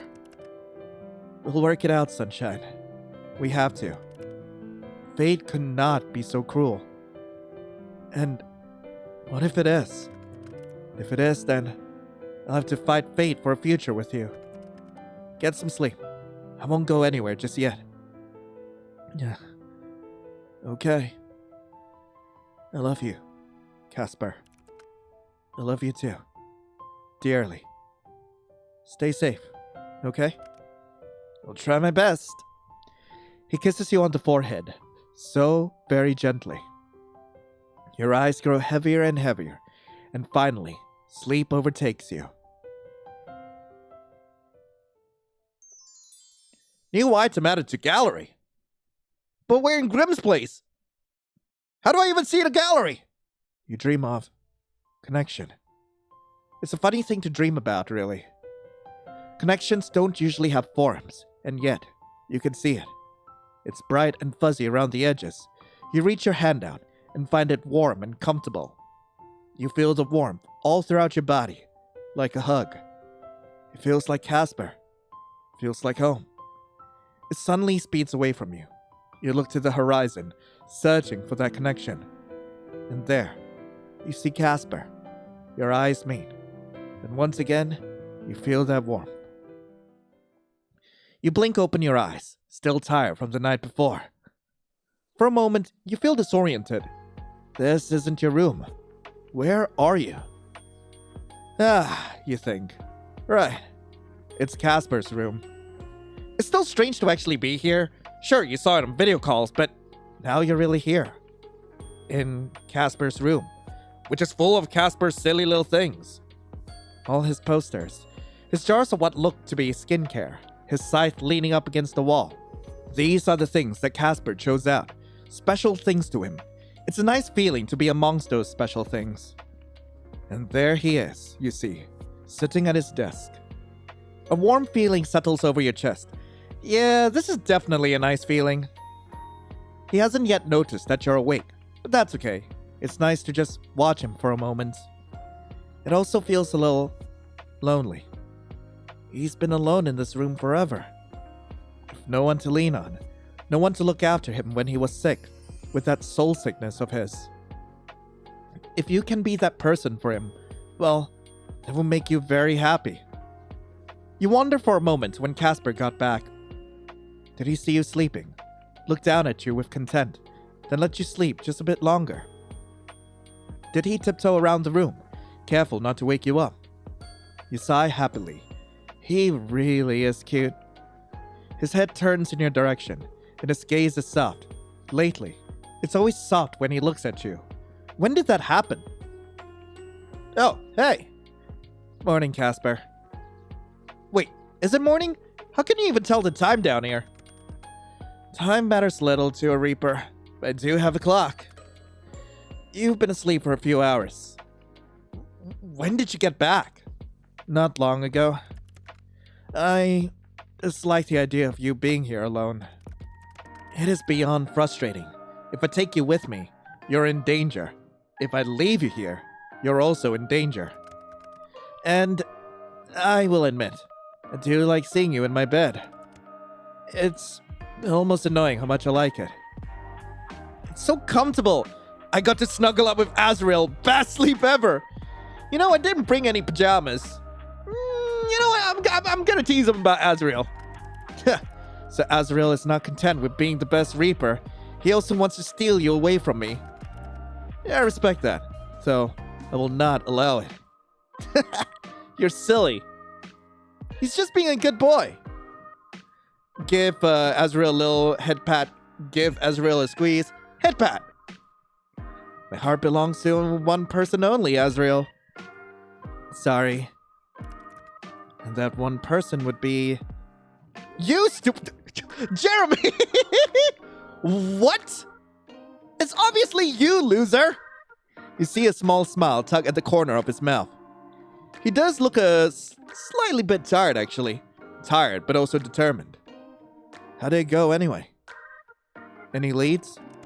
Nothing I didn't already know. It is beyond frustrating. There's so many questions I need answered, and I'm certain others would have the same questions, but there is no one to ask. Everyone else who cared is long gone. What do you mean? I knew some people who questioned our way of doing things in the past. They were all terminated. My organization does not suffer questions. I'm sorry, Casper. I'm the one who is more sorry. I watched a lot of people go to their death. I did nothing about it. Perhaps there's not so much fairness in death after all. They didn't deserve to die. I'm sad for them, but I'm glad you're here. They didn't deserve to die. But it's not your fault. Maybe. Anyway, I can find no one I can speak to in confidence. And if I were to say the wrong thing to the wrong person, it's just the two of us against the world, and... Well, two of us against a buttload of Reapers. You know, I might have an idea or two up my sleeves. And I own plenty of sleeves. Oh, this is how I can actually tell him about it. Okay, I'm just gonna save and... But no, don't go back there. So here's the thing. I have this thing. How lovely. I so do love things. Are you going to elaborate? It would be funnier if I didn't. Well, yeah. Show Casper the letter and keycard. What is? Where did you get this? It was on my desk. After that other Reaper spoke to me yesterday. Well, you cannot go off on your own. There's no chance I would let you make that choice. Wait. What if I did go alone? Are you crazy? Maybe, but that's besides the point. Crazy for you, Snookums! Whoever this is, they're obviously trying to trick me. It's such an obvious trap. Maybe they think I'm stupid or something? I mean... Okay, fair. But can't we just use this to our advantage? What if they do know something that could help? What if they just kill you? You should know that I'm famously hard to kill. But not impossible. How do you know? I haven't died even once. It's too much of a risk. Trust me, Casper. You are my only weakness, Sunshine. That, and you also type incorrectly a lot. I do not. You really do. God, this is such a stupid idea. Stupid ideas are my forte. You know that. You Reapers have a lot of rules and laws and stuff, right? More than you would be able to count. Ouch! I don't know. I can count to 100. But is there anything I could use there to give me some more time? I think there could be something. You watch Casper across the room, then pull out a thick, leather-bound book from his shelf. That thing is at least 2,000 pages long. It's no longer a book. That thing is a murder weapon. Here. We have a lot of old, antiqued laws that are technically followed, but they're forgotten. If the one hunting you strictly follows the rules, then this may help. The law of final service. It's ancient, and rarely invoked as humans do not know it exists. When a Reaper arrives to take a soul, a human may call upon this law to be aided by the Reaper in a specific final task. They must help you for exactly 1 hour before being allowed to take your soul. Hey, this is actually kind of nice. Yeah, well, there's a reason it is mostly lost to time. I myself only learned of it recently, while trying to find a solution for our problem. So, they just have to do whatever I say. Within reason. It must be something you can reasonably accomplish, and they have to help however they can. But once the hour is up, there's no extending it. You will be forfeiting your soul by using this law. What if, in that hour, I can work out how to fix things? I really should just come with you. Let me try, Casper. Let me show you how serious I am about you. About us. Together. Fine. Fine, alright, you win, but you have to message me if anything goes wrong, and I'll be there in an instant. I promise. You stand and pick up Casper's jacket that sits by the door, and then turn back to him. His expression is concern, and his eyebrows are knitted together. I'm gonna borrow this, alright? If anyone asks, I'm just a Reaper, wearing a normal Reaper jacket, doing a normal task through the normal underworld. Nothing suspicious here. Act cool, Lion. Act cool. Yeah. Hey, what? Nothing suspicious here. You are the bane of my existence, you know. And yet, I desire you above all else. How frustrating. How far the great fall. I like frustrating you. Stay safe, Sunshine. I shall await your message. Then I'll be there. Don't do anything stupid. Stupid is my middle name. I am not very good at that. Aye, aye, Captain. You leave a gentle kiss against Casper's lips, then open the door. I love you. Oh boy, I am not ready for the climax. You step outside and keep your head down. Even though you expected it, it's strange for your body to tell you it's morning, but see only darkness outside. A small reminder that you're not home. You hand clasp around the keycard and you keep walking. People pass you by and you can't help but feel like they're watching you. Are you being too suspicious? Is this a terrible idea? Well, yes, it is a terrible idea, but that's to be expected. It was your idea. Terrible ideas are usually the best ones anyway. You continue onwards, following the surprisingly well-made signage. Whoever designed those in the underworld needs a raise. Soon enough, you arrive at the building from the description on the keycard. The Library of the Lost. There's no one else around. You walk up to the door and scan your keycard. With a click, the door opens for you, and you go inside. The huge library spreads out before you. Oh my God! Hello there! Well, I'm married to the Reaper. I made soul babies with him. Like, I need to be loyal. Like, can I get your number? You're smarter than I give you credit for, Sunshine. Holy shit. Who the, what the, how the, what is, who are you? I'm just gonna scream. Ah! It's fine. Didn't need my eardrums intact. You're him! The creeper hacker! That guy! The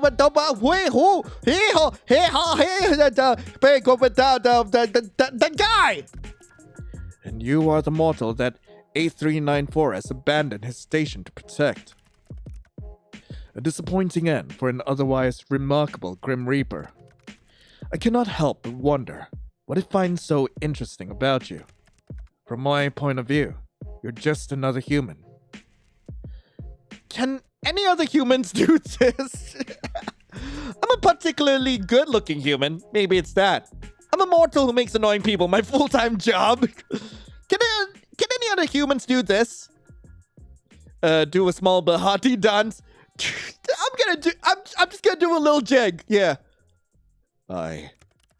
Likely yes. I do not think dancing belongs to you. In any manner, I would absolutely hate to stand here chatting with you all day. So let's get down to business, shall we? You are supposed to be dead. I understand that it can be difficult for a mortal to move on. But it is the natural order of things. Oh, screw your natural order! If I was supposed to be dead, I'd be dead. So you think you're above the rules? Why should you live where many others have died? Maybe they shouldn't have died either. So you would disturb the cycle of life and death. If no one died, do you think your realm would survive? Perhaps I seem unfair to you, but the only fairness is in death. Yada yada yada, it's not my first rodeo, buckaroo. You will give up your soul. I will teach you that there are consequences for your actions. I am the consequences.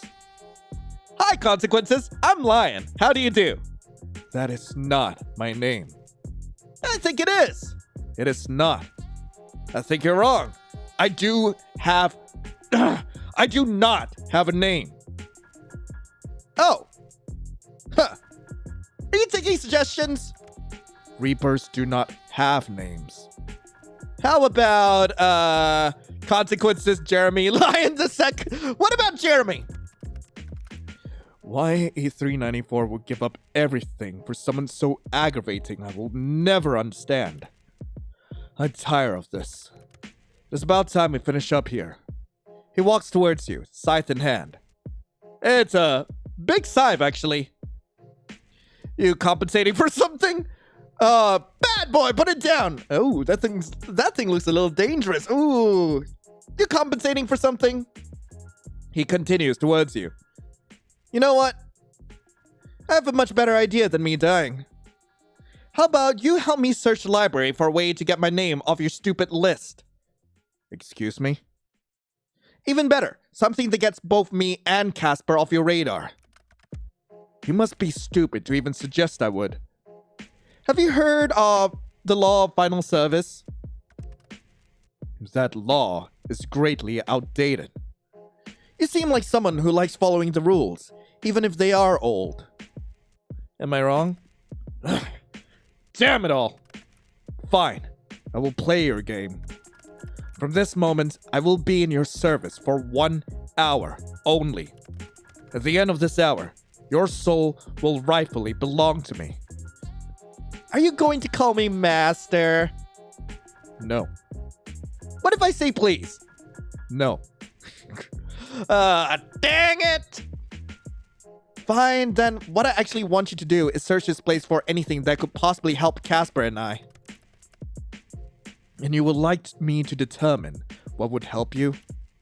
Because I believe that I should be more clear. It has to be something that will help us not be hunted anymore. I want to be able to go home, and I want Casper to go with me. So be it. He turns towards the numerous bookshelves. Now that you're having a proper look at the room, there really are way too many books in here. How could an hour be enough? It has to be. Talking to yourself? Get back to work, Reaper boy. That is not my name. Well, you are going to live with it, or would you rather have me call you Jeremy? Because if so, I would gladly call you mine. With Casper's permission, of course. You haven't told me what to call you. If you must refer to me, I'm 501 too. Can I call you 5 for short? No. He turns back to begin searching the room. In the meantime, you open up your bag where your laptop is still slipped in. You boot it up. Oh. Am I really gonna be texting death in the middle of a life and death situation? My beloved Casper, where art thou? I'm alive. Ooh, it's the ghost of Lion here to haunt you. That is not true. I have never met a ghost who haunts someone over a messenger client. There's a first time for everything, Casper, and I've never met a Grim Reaper over a messenger client. Where are you? Did you make it there safely? Are you hurt? Whoa, whoa, whoa. I'm fine. I got here safely. Now I'm making my new servant search the shelves. It worked then? Thank the gods. Why thank the gods when I'm right here? This guy is kind of a prick though. Did you get his number? Yeah, 501 too. I asked if I could give him a nickname, but he just said no. 501 too? You know him? He trained me for some time. Well, perhaps disciplined is the right word. You? Disciplined? So that wasn't the first time you bought him for someone? Were you a bad boy? Oh my god. Were you a bad boy? I am the best Grim Reaper now. But I was not always this way. And here I thought you were born perfect. An easy mistake to make when it comes to me. I am an ideal specimen. Near faultless. Huh. Maybe you and this guy are pretty similar, actually. What do you mean by that? He is a cold, pompous, cocky, conceited prick. Pot meat kettle. Anyway, I'm going to help search. I will come and assist you. I also want to keep an eye on 501 too. I do not trust him. You jealous I'm spending time with someone else? No. The fact that the only Reaper who should be by your side is me is besides the point. Of course, that has nothing to do with anything. Casper, my love. My most dearest. My beloved. You are so jealous! How cute. Tut tut, mister. You're the only Reaper for me. How cute. But don't come yet. I need you to be a surprise. What? Do you expect me to jump out of a cake or something? Yes. Yes! Nude! Okay, no. I was not being serious about that. Damn. God damn it. That's a shame. Let's workshop the cake idea later. We will not be doing that. We're putting a pin on it. No, we are not. Maybe for my birthday? But what I actually meant was he is probably not expecting you to turn up now. If you wait until the hour is up, he's gonna think he's won. I want to wipe the smug look off his face. All of that, risking your life, because you want to bully him? What can I say? It's just my personality. I want to keep you safe. If I get to be a little mean to him along the way, I think it was meant to be. Fine. Gods, this is frustrating. All I can do is pace around and worry. Now that's a cute picture in my head. If you find anything or the hour has just come to a close, call for me. I'll be there. I'll message you. No, I believe that is not needed. Wait, what? Our connection. Even now, part of my soul still resides within you. I would think a part of me resides within him. Well, a lot of me resides within him. The smallest part, but if you call for me, I'll be there. I'll be counting on you then. I'll call real loud. See you soon, okay? Stay safe. Let us stray ray of sunshine. Oh, please don't tell me this is gonna be a quick time event. Oh God, I think I better save just in case. And on a different page, thankfully. You found anything yet, Reaper boy? Many things, human.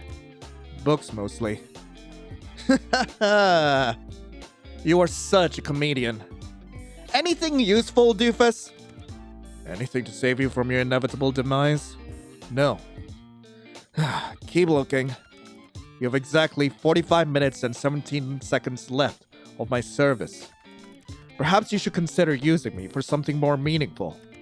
To say goodbye to your family, to your friends, whoever has the displeasure of meeting you. Or how about we spend the next 45 minutes doing an interpretive dance together? We could just spend it chatting. That would be fun. Oh, we could play a board game. Interpretive dance. I will continue searching. Thank you. Start searching. Please don't tell me this is an actual minigame. 45 minutes became 30, then 20, then 10.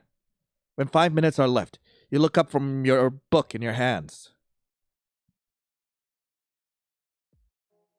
All of these books suck! Why is there so much? So much? This is not just a library. It's a collection of our past. Of course, the books are heavy with history, politics, and whatnot. Did you really think that a book would miraculously appear that will solve all your problems? Life is not often that convenient. It's best to give up now and accept what is to come. It will make passing on easier for your frail human body. Keep looking. There has to be something. If it pleases you. You keep looking, flinging books from the shelves and scanning them as fast as possible. 3 minutes left. So many words. You're not sure if you're even really reading them anymore. You're just searching. Searching for something. Anything. 2 minutes. And then the smallest glimmer. A scruffy old book. There's not even a title. You don't know what drew you to it, but you pull it from the shelf. Your fingers run over the cover, and you pull open the book. Handwritten and old. Very old. You flick through the pages, and you can feel yourself shaking. There's no time. You scan the pages as fast as you can, your eyes flicking over the words. 1 minute. There exists a middle between life and death, between a mortal and a grim reaper. The middle has been studied little, though I hope to change that. It is difficult to consider. Studying it properly would require 2 people, a grim reaper and a mortal with an incredibly strong soul. We have yet to find a set of people like this. So this entry will focus on the theoretical side of this, how the bond could work, how the soul could merge, and how a being like that could exist. This is exactly what we needed! The idea is that 2 souls with a connection beyond the ordinary could combine the exceptional parts of their souls. The being that is created from the fusion would hold the weight of both their souls and provide some sort of protection for them. Soul babies are canon! They're canon! Reapers would no longer experience the soul sickness. In fact, they would not really be a grim reaper anymore. And the human would no longer age. they would not be a part of the cycle of rebirth any longer. But this is all in theory. In practice, it would take a very special connection for a bond like that to exist, and I believe the consequences would be immense. To be so connected that one could no longer live without the other. I'm not sure if that is a blessing or a curse. It would be a bond unlike any other. So again, it is all theory. You look up from the book, just as 5012's eyes find yours. I hope you enjoyed your final hour, Sunshine. A shame that your wish did not come to fruition. Now, I will take what is owed to me. Casper! You feel a pull on something inside of you. Your very soul? That pull pulls something to you. Someone. And... baby boy! You blink your eyes against the feeling, and when they reopen, you see Casper. You came. You called. Welcome, Casper. It's been some time. A shame our reunion couldn't be under better circumstances. I suppose I shall always be cleaning up your mess. Say your final goodbyes. Just try it. I won't let you touch my mortal. The fact you think you can stand against me is hysterical. Casper, do you trust me? Unfortunately. Meet me on the bridge. On the... Whatever else he says is lost as you close your eyes and concentrate. You picture that bridge as you try to calm your mind. One step, and then another. You hold on to the handrails, and you walk. It's funny being back here. It somehow feels like years since you and Casper did this for the first time. But it was only a few days ago now. You look up with your eyes shut tight, but you see him. Casper. What are you doing? You, me, soul baby! It's happening! Sunshine, for the last time, soul babies are not real. I think they might be, actually. What do you mean? We'll combine a part of each of our souls. Is this really what you want? What I really want is to be with you. If it's what you want too. Sunshine, I want nothing else except for you. Reach out with your soul. Is it happening? Is it happening? Soul baby time?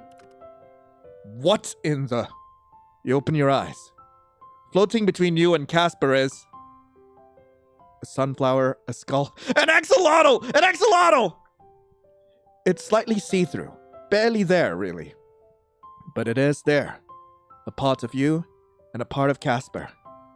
You two are no longer the same. What is this? A soul baby! Oh, for the love of... It is not a soul baby! It's effectively a soul baby. I wonder if he'll have my eyes or yours. You watch 5012 pull out a piece of paper from his pocket. He goes between staring at it and then you, incredulously. If this were up to me, both of you would be tried for this. But it is not up to me. I am not a judge. I am simply a follower of the rules. Human Casper. The two of you are neither human nor Grim Reaper, and thus, I have no hold over you. You will be sent back to the mortal realm.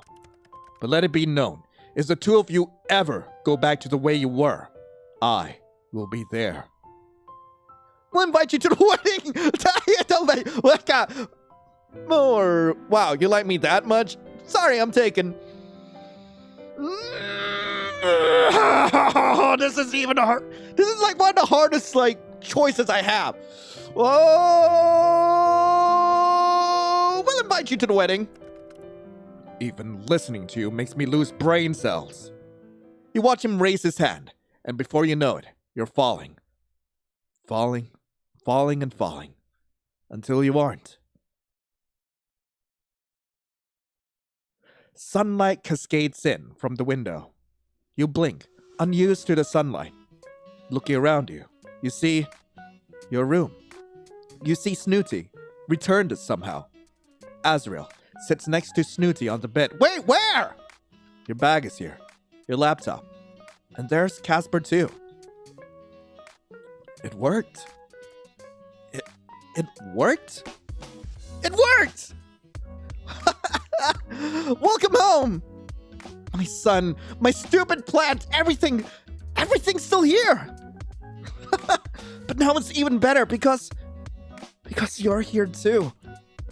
I never thought this could be possible. Thank you, Sunshine. What now? Well, I feel like we're gonna have to work out the whole no proof you were ever born thing.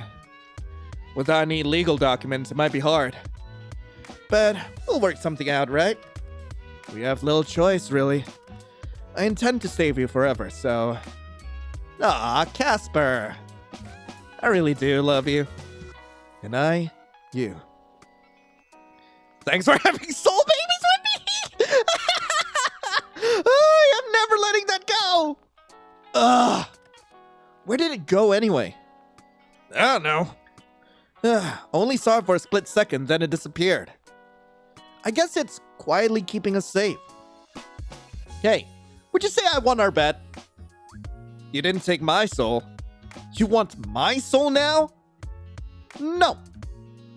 Can I pick something else? Should I be worried? Oh, absolutely. Fine. You, my troublesome little piece of sunshine, can have whatever piece of me you wish. Your sweet behind! Ending 8. Interwoven.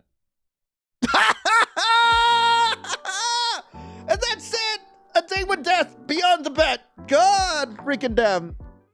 The sound of water splashing, lapping against the tub as someone steps in. You've noticed that a lot lately. Little sounds you didn't hear when you lived alone. The sound of sheets shifting as you lay still. Pans clattering in the kitchen as you sit at your desk. All these little sounds have become special to you. The sound of someone else sharing your space. It's enough to make you smile. Is this really what you want? It is! This is more a reward for myself than you. And stop wiggling! There. Does it feel nice? Casper. Yeah, it feels nice. Are you thinking of something dirty? I am in a bathtub, and you are right there. Well, I can't wash your hair from the next room over. Seriously, from the first second I saw your hair, I knew I had to touch it properly one day. It's so soft. So long. Are we still talking about my hair? What else would I be talking about? If you don't like it, I can stop. No. Please, continue. Yes, sir. But next time we should. Yes, Casper? Forget about it. Were you thinking of something lewd? Were you thinking of something lewd? Well, let's be honest here. We all were. Do you want me to pull your hair? Ugh. Next time, we should share the bath. Aw. Oh. Someone is getting very confident over there. If you don't want to, then forget it. Did I say that? In fact, why don't I just hop in now? Huh? You're going red. I am not. You are. I never go red. I love how bad you are at lying, now that you can do it. You smile down at Casper. Life is good. Better than good, actually. It's pretty much perfect. You and Casper. Yeah, you like the sound of that, you think? New items added to gallery. And is that finally the end of this? Oh, it is! Anyway, that was A Date with Death Beyond the Bet. I really hope you guys enjoyed it. If you guys do want to play this for yourselves, link to the game will be in the description below. And yeah, gotta say though, I absolutely love this. Like, this was... It was a perfect ending to the DLC. And I can't believe they made Soul Babies canon. Like, I thought it was straight up a joke, but here we are, making Soul Babies to save the world. Or our world. But anyway, thank you all so much for watching. Hope you all have a lovely rest of the day, and as always, I'll be seeing you in the next video. This is Lion, signing off. Ciao.